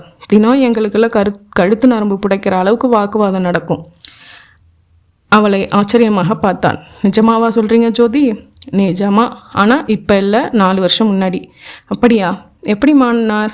என்னோட எக்ஸ்ட்ரீம் பொறுமை தான் பிரச்சனையை ஜெயிச்சது சார். எத்தனை அறை வாங்கியிருப்பேன் தெரியுமா? பைசா பொறுமானம் இல்லாத விஷயத்துக்கெல்லாம் கத்துவார். உங்களை மாதிரி தான் நானும் பதிலுக்கு பேசுவேன். அவர் ஆத்திரம் இன்னும் அதிகமாகும். இன்னும் கத்துவார். கிட்டத்தட்ட ஒரு ஹிஸ்டீரியா பேஷண்ட் மாதிரி தான் நடந்துப்பார். பல ராத்திரிகள் தூங்காமல் எழுதியிருக்கேன். அப்புறம் எனக்கு அவர் மேலே கோபம்தான் வந்ததே ஒழிய அவரை விட்டு விலகணும்னு வெறுப்பு வரல. இந்த பிரச்சனையை சரி பண்ணணும்னு ஒரு வைராக்கியம் தான் வந்துச்சு. பொறுமையாக லாஜிக்காக யோசித்தேன். அவருக்கு அடிப்படையில் என்ன பிரச்சனைன்னு ஆராய்ச்சி செய்ய ஆரம்பித்தேன். கோபங்கிறது நீளமாக வளர்கிற நகம் மாதிரி. நகம் நீளமாக வளர்ந்துட்டா நகத்தை வெட்டுறோமா, விரலையே வெட்டுறோமா? அந்த மாதிரி அவர்கிட்ட உள்ள கோபத்தை ஜெயிக்கணும்னு ஒரு வெறி வந்துச்சு. ஒரு பந்தை சோத்தில் எரிஞ்சா அதே வேகத்தில் திரும்ப வரும். மறுபடி எரிஞ்சு விளையாடணும்னு தோணும். கட்டில் மெத்தை மேலே பந்தை வீசினா சொத்துன்னு வீடும், உருளும், எதிர்ப்பே இருக்காது. அவர்கிட்ட இருந்து கோபமாக வார்த்தைகள் வர்றப்போ நான் சுவர் மாதிரி உறுதியாக நின்று திருப்பி அனுப்புறதை நிறுத்தி மெத்தை மாதிரியான ரியாக்ஷன் கொடுத்தா எப்படி இருக்கும் யோசித்தேன். மெத்த மாதிரினா பந்து வீச்சை வாங்கிக்கும், ஆனால் எதிர்ப்பு காட்டி திருப்பி அனுப்பாது. மறுபடி மெத்தை மேலே பந்து வீச ஆசையே வராது. அந்த டெக்னிக்கை தான் உபயோகித்தேன். அதாவது அவர் எந்த விஷயத்துக்காக காட்டு கத்தலாக கத்துறப்பவும் ஒரு வார்த்தை எதிர்த்து பேசாமல் சிரிச்ச முகத்தோட அவர் திட்டுறதுல நியாயமே இல்லைன்னா கூட திட்டுங்க, என்னை திட்டுறதுக்கு உங்களுக்கு மட்டும்தானே உரிமை இருக்குது, பக்கத்து வீட்டுக்காரனா வந்து திட்ட முடியும்னு சொல்ல ஆரம்பித்தேன். அவருக்கு ஆச்சரியமாக போயிடுச்சு. எதிர்வாதம் இல்லாமல் அவரால் திட்ட முடியலை. எனக்கு கோபம் ஏற்படுறதுக்கு எவ்வளவோ முயற்சி செஞ்சார். பல தடவை நான் பிடிவாதமாக கட்டுப்படுத்திக்கிட்டேன். பேசி ஜெயிக்க முடியாத அவரோட கோபத்தை மௌனத்தால் ஜெயிச்சிட்டேன் சார். வார்த்தை சண்டை ஓஞ்சாலே மனசு அமைதியாக இருக்கும். மனசு அமைதியாக இருந்தால் செயல்களோட நியாய அநியாயங்களை நிச்சயமாக உணரும். அவரும் உணர்ந்தார். கேட்க ரொம்ப சந்தோஷமாக இருக்குங்க ஜோதி. இதே மாதிரி என் பொண்டாட்டியும் மௌனமாக இருந்துட்டா சண்டை எப்படி வளர முடியும்? அமைதியாக இருக்கலாம்னு தலைகீழாக நின்று கத்தி பார்த்துட்டேங்க. உங்களை மாதிரி அவள் படித்தவ இல்லைங்க. இப்படி உட்கார்ந்து யோசித்து செயல்படுற ரகம் இல்லைங்க. சில வினாடிகள் அமைதியாக இருந்த ஜோதி, சார், நீங்கள் என்னை விட வயசில் பெரியவர். நான் சொல்கிறேன்னு தப்பாக நினைக்காதீங்க. ஸ்போர்ட்டிவாக எடுத்துக்கிறதா இருந்தால் சொல்கிறேன் என்றார். என்ன சொல்லுங்கள் தாராளமாக. இப்போது நீங்கள் சொன்ன வாக்கியத்தை நீங்களே நினச்சி பாருங்கள். அது எவ்வளவு பெரிய அபத்தமான வாக்கியம்னு நீங்களே உணர்வீங்க. என்ன சொன்னீங்க? அமைதியாக இருக்கலாம்னு தலைகீழாக நின்று கத்தி பார்த்துட்டேன்னு சொன்னீங்க. சத்தம் உருவாக்குறது ஒருத்தர் போதும், ஆனால் அமைதி உருவாக்குறதுக்கு எல்லோருடைய ஒத்துழைப்பும் அவசியம் இல்லையா? என்கிட்ட பதில் சொல்லணும்னு அவசியம் இல்லை. நீங்களே யோசிச்சு பாருங்க, உங்களுக்கும் உங்கள் மனைவிக்கும் நடந்த வார்த்தை யுத்தத்தில் அவங்க பக்கம் நியாயம் இல்லைனாலும் நீங்கள் எந்த பதிலும் பேசாமல் இருந்திருக்கீங்களா? அவங்க சண்டையை ஆரம்பிக்கிறவங்களா இருக்கலாம், ஆனால் நான் சொன்ன மாதிரி அவங்க வார்த்தைகளால் தூண்டப்படாமல் புன்னகையோட ஒரு தடவையாவது பிரச்சனையை சமாளிச்சிருக்கீங்களா? அது எப்படிங்க முடியும்? பேசக்கூடாதுன்னு நினைக்கிறது தான், ஆனால் கோபத்தை கிளறி விடுற மாதிரி வார்த்தை விழுதுங்க. விழுந்தா அணையாமல் நெருப்பு உங்ககிட்ட இருந்தால் தானே அதை கிளறி விடுறப்போ நெருப்பு பற்றிக்கும். தூண்டப்படுற பேச்சு, நீங்கள் பேசுகிற கடுமையான வார்த்தைகள் அவங்க கோபத்தை தூண்டுதா? நெருப்பு அணைக்கணும்னு நோக்கம் இருந்தா, ஆனால் மாறி மாறி தண்ணி ஊற்றுறதுக்கு பதிலாக பெட்ரோல் ஊற்றிட்டு இருந்தால் நெருப்பு எப்படி அணையும்? இப்போ என்கிட்டயே உங்கள் மனைவியை பற்றி எரும மாடு படிக்காதவனெல்லாம் வர்ணிச்சிங்க. சண்டை வர்றப்போ நேருக்கு நேர் இதே மாதிரியான வார்த்தைகளை நீங்கள் சொன்னதே இல்லையா? அவள் கேள்வி குணசீலனை யோசிக்க வைத்தது. எவ்வளவு கடுமையான சண்டை வந்தப்பவும் உங்கள் ஒய்ஃபு கோவிச்சுக்கிட்டு வீட்டை விட்டு போயிருக்காங்களா? உள்ளூர்லேயே அம்மா வீடு இருந்தும் அங்கே போய் உட்காந்துருக்காங்களா? ஆனால் நீங்கள் பல தடவை வெளியில் தனியாக கடற்கரையில் உட்காந்துட்டு வருவேன்னு சொல்லியிருக்கீங்க. எல்லாத்தையும் உதறிட்டு ஓடலாமான்னு இப்போ சொன்னீங்க. இதெல்லாம் சரியா? குணசீலன் அவளையே பார்த்தான். உங்கள் ஒய்ஃப் ஒரு சராசரி ஹவுஸ் ஒய்ஃப் தான். அவங்களுக்கு பணம் சேர்க்கணும், வசதியாக இருக்கணும், இந்த மாதிரி லட்சியங்கள் தவிர வேற என்ன இருக்க முடியும்? எப்போவுமே தேவைகள் பூர்த்தி செய்யப்படுறப்போ பிரச்சனைகள் வர்றதே இல்லை. இயலாமை ஏற்படுறப்பவும் ஏமாற்றம் ஏற்படுறப்பவும் தான் கோபம் புறப்படுது சார். உங்கள் ஒய்ஃப் உங்களை மதிக்காமல் நடக்கிறதும் சரிக்கு சரி பேசி உங்களை அலட்சியப்படுத்துறதும் நியாயம்னு நான் சொல்லலை. நீங்கள் ஒரேடியாக விட்டு கொடுத்து அவங்க காலடியில் விழுந்து கொடுக்கணும்னு சொல்லலை. அமைதி விரும்புகிற நீங்கள் அந்த அமைதியை உங்கள் சைடில் ஆரம்பித்து வச்சு பார்த்தா என்ன? அவங்க தான் படிக்கலை, மெச்சூரிட்டி பத்தாதுன்னு சொல்கிறீங்க. படிப்புக்கும் அதுக்கும் சம்மந்தமே இல்லை. இருந்தாலும் உங்கள் வார்த்தைப்படி அப்படியே எடுத்துக்கிட்டாலும் உங்களுக்கு மெச்சூரிட்டி இருக்கே, நீங்கள் படிச்சிருக்கீங்களே. அவங்கள வெறுக்காமல் அவங்க கோபத்தை மட்டும் வெறுத்து அந்த கோபத்தை அழிக்க பாசிட்டிவாக செயல்படலாமே சார். அட்வைஸாக இதை சொல்லலை, என் அனுபவத்திலேருந்து சொல்கிறேன் என்றாள் ஜோதி. ஒரு நீண்ட பெருமூச்சை வெளியேற்றினான் குணசீலன். நீங்கள் சொல்கிறதுல சில நல்ல பாயிண்ட்ஸ் நிச்சயமாக இருக்குங்க ஜோதி. ஒவ்வொரு சண்டையப்பவும் அவளை தூண்டி விடுற மாதிரி நானும் பேசுகிறேன்றது உண்மைதான். அவள் கோபத்தை மட்டும் வெறுக்க வேண்டியனா அவளையே வெறுக்க ஆரம்பிச்சது தப்பு தான். ஆனால் நீங்கள் சொல்கிற மாதிரி கொஞ்சம் கூட ரியாக்ஷன் காட்டாமல் அமைதியாக புன்னகையோட சூழ்நிலைகளை சமாளித்தாலும் அவள் மாறுவாளான்னு தெரியலை. முயற்சி பண்ணி பார்த்துட்டு சொல்லுங்கள் சார் என்று ஜோதி எழுந்து கொண்டாள். புறப்பட்டு சென்றாள். நிர்மலாவை பொறுத்தவரை அவள் என்னிடம் உள்ள கோபத்தை மட்டும் வெறுக்கிறாளா, இல்லை என்னையே வெறுக்கிறாளா? ரொம்ப நேரம் சிந்தித்தபடி பென்சிலால் கைக்கு வந்ததை வறந்தபடி இருந்தவன் திடீரென்று மணி 8 என்பதை உணர்ந்து தன் நாற்காலியை விட்டு எழுந்து கொண்டான். ஹாலை கடந்து நடந்தான். மாடிப்படிகளில் இறங்கினான். சத்தம் உருவாக்க ஒருவர் போதும், அமைதி உருவாக்க எல்லோரின் ஒத்துழைப்பும் தேவை. எவ்வளவு யதார்த்தமாக எவ்வளவு பெரிய விஷயத்தை சொல்லி சென்று விட்டால். நிர்மலாவின் கோபத்தை ஒரு எதிரி மாதிரி நினைத்து, அந்த கோபத்தை ஒரு வியாதி மாதிரி நினைத்து அதை ஒழித்து கட்டுவதை ஒரு சவாலாக லட்சியமாக நான் நினைத்ததில்லையே. அவ்வப்போது உள்ளேயும் வெளியேயும் புலம்புவதோடு சரி. குழந்தைகள் பாதிக்கப்படுவார்களே என்றால் நான் கத்துவதாலும் கூட பாதிக்கப்பட மாட்டார்களா? அன்பால் ஜெயிக்க முடியாதது எதுதான் உண்டு? அன்பை ஒரு போராட்ட யுக்தியாக பயன்படுத்தக்கூடாது நினைத்து பார்த்ததில்லையே. சிந்தனையோடு படியிறங்கி கொண்டிருந்த குணசீலனின் கால் தடுமாறி ஒரு படியின் விளிம்பில் சரியாக பதியாமல் எழும்பிவிட 7-8 படிகள் சறுக்கி கொண்டு கீழே விழுந்தான் அலறியபடி. தனது காலில் இருந்தும் முழங்காலிலிருந்தும் நெற்றியிலிருந்தும் ரத்தம் வருவதை பார்த்த அவன் மயக்கமானான். அத்தியாயம் 12. நினைவு திரும்பிய குணசீலன் கண்களை விழித்தபோது தன் காலில் பார்சல் கட்டப்பட்டு போட்டிருப்பதையும் நெற்றியிலும் முழங்கையிலும் பேண்டேஜ் கட்டியிருப்பதையும் பார்த்தான். டாக்டர் ஒருவர் பேடில் மருந்துகளை எழுதி கொண்டிருக்க எதிரில் கலங்கிய கண்களுடன் நின்றிருந்த நிர்மலா, டாக்டர் எங்ககிட்ட மறைக்க வேணாம், ரொம்ப பெருசாக எலும்பு உடைஞ்சிருக்கா என்றால் குரல் அடைக்க குணசீலனுக்கு சிலிர்த்தது. இல்லைம்மா, ஒரு சின்ன கிராக் தான். பொய் சொல்கிறீங்க. எதுக்கு பின்ன இவ்வளவு பெரிய பேண்டேஜ் போட்டிருக்கீங்க? மாவு கட்டு போட்டால் தான் அந்த கிராக் உடனே இடைவெளி இல்லாமல் சேரும். அந்த கிராக்கால் காலுக்கு ஒன்றும் பெருசாக பாதிப்பு இல்லையே. இல்லைம்மா, சுத்தமாக நொறுங்கி போன எலும்புகளையே சரி செஞ்சுருக்கோம். அவரால் பழையபடி நடக்க முடியும் இல்லையா? கண்டிப்பாக. ஒரு வாரம் இங்கே ரெஸ்ட்டில் இருக்கணும், வீட்டில் ஒரு வாரம் ரெஸ்ட்டில் இருக்கணும். அதுக்கப்புறம் உங்கள் ஹஸ்பண்ட் 100 மீட்டர் ரேஸ்லேயே கலந்துக்கலாம், ஃபுட்பால் ஆடலாம், மலை ஏறலாம். போதுமா? சும்மா என்னை திருப்திப்படுத்துறதுக்காக சொல்லலையே என்று பரிதவிப்புடன் கேட்ட அவளை புன்னகை மாறாமல் பார்த்தார் டாக்டர். கவலைப்படாதீங்கம்மா என்று விலகி நடந்தார். அவர் போனதும் அங்கே ஊசி போட மருந்து எடுத்துக்கொண்டிருந்த நர்ஸிடம், டாக்டர் என்னை சமாதானப்படுத்துறதுக்காகத்தான் சொல்லலையே என்றார். இல்லைம்மா, கவலைப்பட எதுவுமே இல்லைம்மா. கவலைப்படலை, சும்மா கேட்டு தெரிஞ்சுக்கிறேன். ஆப்ரேஷன் தியேட்டருக்குள்ளே நீங்களும் இருந்தீங்கல்ல? ஆமாம். நீங்கள் பார்த்தீங்களா? டாக்டர் சொன்ன மாதிரி சின்ன கிராக்கு தானா? நர்ஸ் சிரித்து விட்டார். எலும்பில் உள்ள விரிசலை கண்ணால் எப்படிமா பார்க்க முடியும்? அதோ பேடில் இருக்குது பாருங்கள், எக்ஸ்ரே. அதில் பார்த்து தான் கிராக் இருக்கிறத தெரிஞ்சு அந்த இடத்துல கட்டு போட்டிருக்கோம் என்றதும் நிர்மலா அந்த எக்ஸ்ரே உரையிலிருந்து எடுத்து உயர்த்தி டியூப்லைட் வெளிச்சத்தை பார்த்து, இதில் எதுன்னு காட்டுங்களேன் என்றாள்.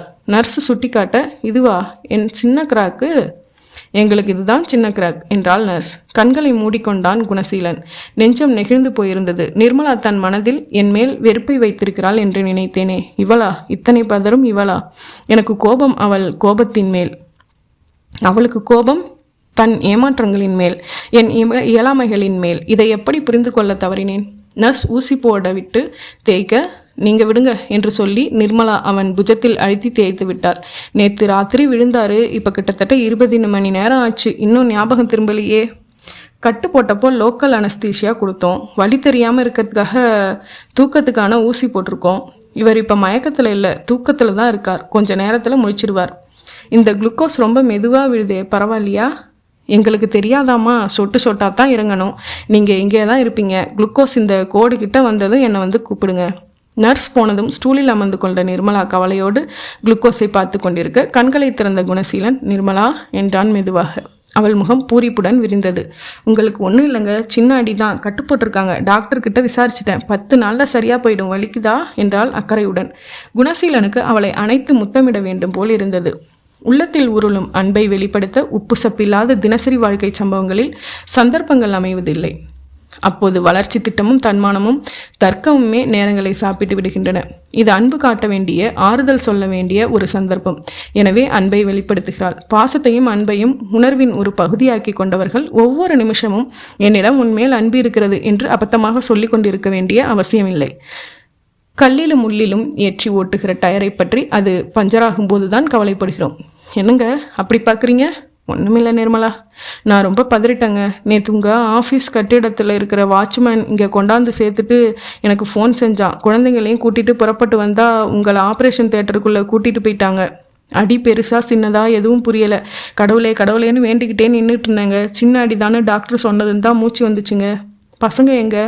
அம்மா வீட்டில் விட்டுட்டேன். காலையில் அப்பா வந்தப்போ கூட்டிகிட்டு போனார். வாட்ச்மேன் சொன்னான், ஏதோ சிந்திச்சுக்கிட்டே நடந்து வந்தப்போ தான் கால் ஸ்லிப் ஆச்சான். எனக்கு தெரியும், நேற்று நமக்குள்ளே நடந்த சண்டையை பற்றி தான் யோசிச்சுட்டு வந்திருப்பீங்க. ஏன்னா கொஞ்சம் முன்னாடி தான் உங்கள் ஆஃபீஸில் வேலை பார்க்குற அந்த ஜோதிக்கிட்ட பேசியிருக்கீங்க. அதை பற்றி அந்த குழப்பத்தில் தானே நீங்கள் தடுமாறிட்டீங்க. அது எப்படி உனக்கு? காலையில் ஜோதி வந்திருந்தாங்க உங்களை பார்க்க. என்கிட்ட 1 மணி நேரம் தனியாக பேசிட்டு போனாங்க. எல்லாத்தையும் உதறிட்டு ஓடிலாமான்னு இருக்குன்னு சொன்னீங்களாமே. பாவிங்கண்ணா, எந்த அளவுக்கு நோகடிச்சிருக்கேன் பாருங்கள். அதெல்லாம் எதுவும் இல்லை நிர்மலா. நம்ம சுற்றி நமக்கு தெரிஞ்ச எத்தனையோ பேர் நேர்மையாவோ தப்பாவோ ஆடம்பரமாக வாழறத பார்க்குறப்போ ஒரு ஏக்கம் வியாதி மாதிரி ஒட்டிக்குதுங்க. ஒவ்வொன்றையும் பார்த்து பார்த்து செலவு பண்ணுறது, பெரிய திட்டங்கள் போட முடியாமல் போகிறது, இதெல்லாம் சேர்த்து எப்போவும் ஒரு எரிச்சலான மூடை ஏற்படுத்துதுங்க. ஆனால் எங்கள் பெங்களூர் சித்தப்பா தற்கொலை பண்ணிக்கிட்டார் பாருங்க. அப்போலேருந்து எனக்கு ஒரு தெளிவு வர ஆரம்பிச்சுது. எப்படி இருந்தவர் எப்படி ஆகி சாம்பல் ஆயிட்டார்.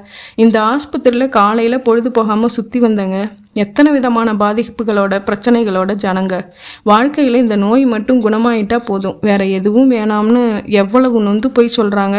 இப்படியெல்லாம் லட்சக்கணக்கான மக்கள் இருக்கிறப்ப இந்த மாதிரி எல்லாம் எந்த குறையும் இல்லாமலே ஆனால் மனசில் ஒரு பெரிய பாரமாக பல குறைகளை வச்சுக்கிட்டு இருக்கோமேன்னு உரைக்குதுங்க. அந்த ஜோதி எவ்வளவு அழகாக பண்பாடாக பல விஷயங்களை சொன்னாங்க தெரியுமா? யோசிச்சு பார்க்குறப்போ உங்களை ரொம்ப தான் அவசரப்பட்டிருக்கேன்னு சங்கடமாக இருக்குதுங்க என்று நிர்மலாவின் கண்களில் கண்ணீர் துளித்தது. நிர்மலா, எனக்கு இப்போது எந்த வழியும் இல்லை. எவ்வளவு சந்தோஷமாக இருக்குது தெரியுமா? ரொம்ப சுய இறக்கம் வேணாம் நிர்மலா. சண்டை வளர்கிறதுக்கு ஒரு சில சமயம் நானும் காரணமாக இருந்திருக்கேன். விடு, எதுக்கு இப்போ அதெல்லாம்? இந்த மாதிரி மனசு விட்டு பேசுறது எவ்வளவு சந்தோஷமாக இருக்குது தெரியுமா? அடிப்பட்டதுக்கு தேங்க்ஸ் சொல்லலாம் போல இருக்குது. நல்லா இருக்குது நீங்கள் பேசுறது. இனிமேல் நீங்கள் எது சொன்னாலும் நான் எதிர்த்து பேச போகிறதா இல்லை, முடிவு பண்ணிட்டேன். சிரித்தான் குணசீலன். எதுக்கு சிரிக்கிறீங்க? நேற்று அதே முடிவை நானும் யோசித்தபடி படி இறங்கினப்ப தான் ஸ்லிப்பானேன். 2 பேருமே எதுவும் பேசலைன்னா எப்படி? ரொம்ப போர் அடிக்கும் நிர்மலா. புருஷன் பொண்டாட்டிக்குள்ளே சண்டை இருக்கணும் நிர்மலா. ஆனால் அது அடித்தா வலிக்காத ஒரு தலையான சண்டையா, செல்ல சண்டையாக இருக்கணும். கிட்டவா ஏன்? எதுக்கு? யுத்தத்தை ஒரு மொத்தத்தில் ஆரம்பிக்கலாமே. 15 நாளைக்கு எல்லாத்துக்கும் ரெஸ்ட்டுன்னு சொல்லியிருக்கார் டாக்டர் என்று சிரித்தாள் நிர்மலா. முற்றும். இதுவரைக்கும் கதையை பொறுமையாக கேட்ட எல்லாருக்குமே ரொம்ப நன்றி. மேலும் என்னோடய சேனல் பிடிச்சிருந்தது அப்படின்னா சப்ஸ்கிரைப் பண்ணுங்கள், லைக் கமெண்ட் பண்ணுங்கள், உங்களோட ஃப்ரெண்ட்ஸ் அண்ட் ஃபேமிலிக்கு ஷேர் பண்ணுங்கள். Thank you friends.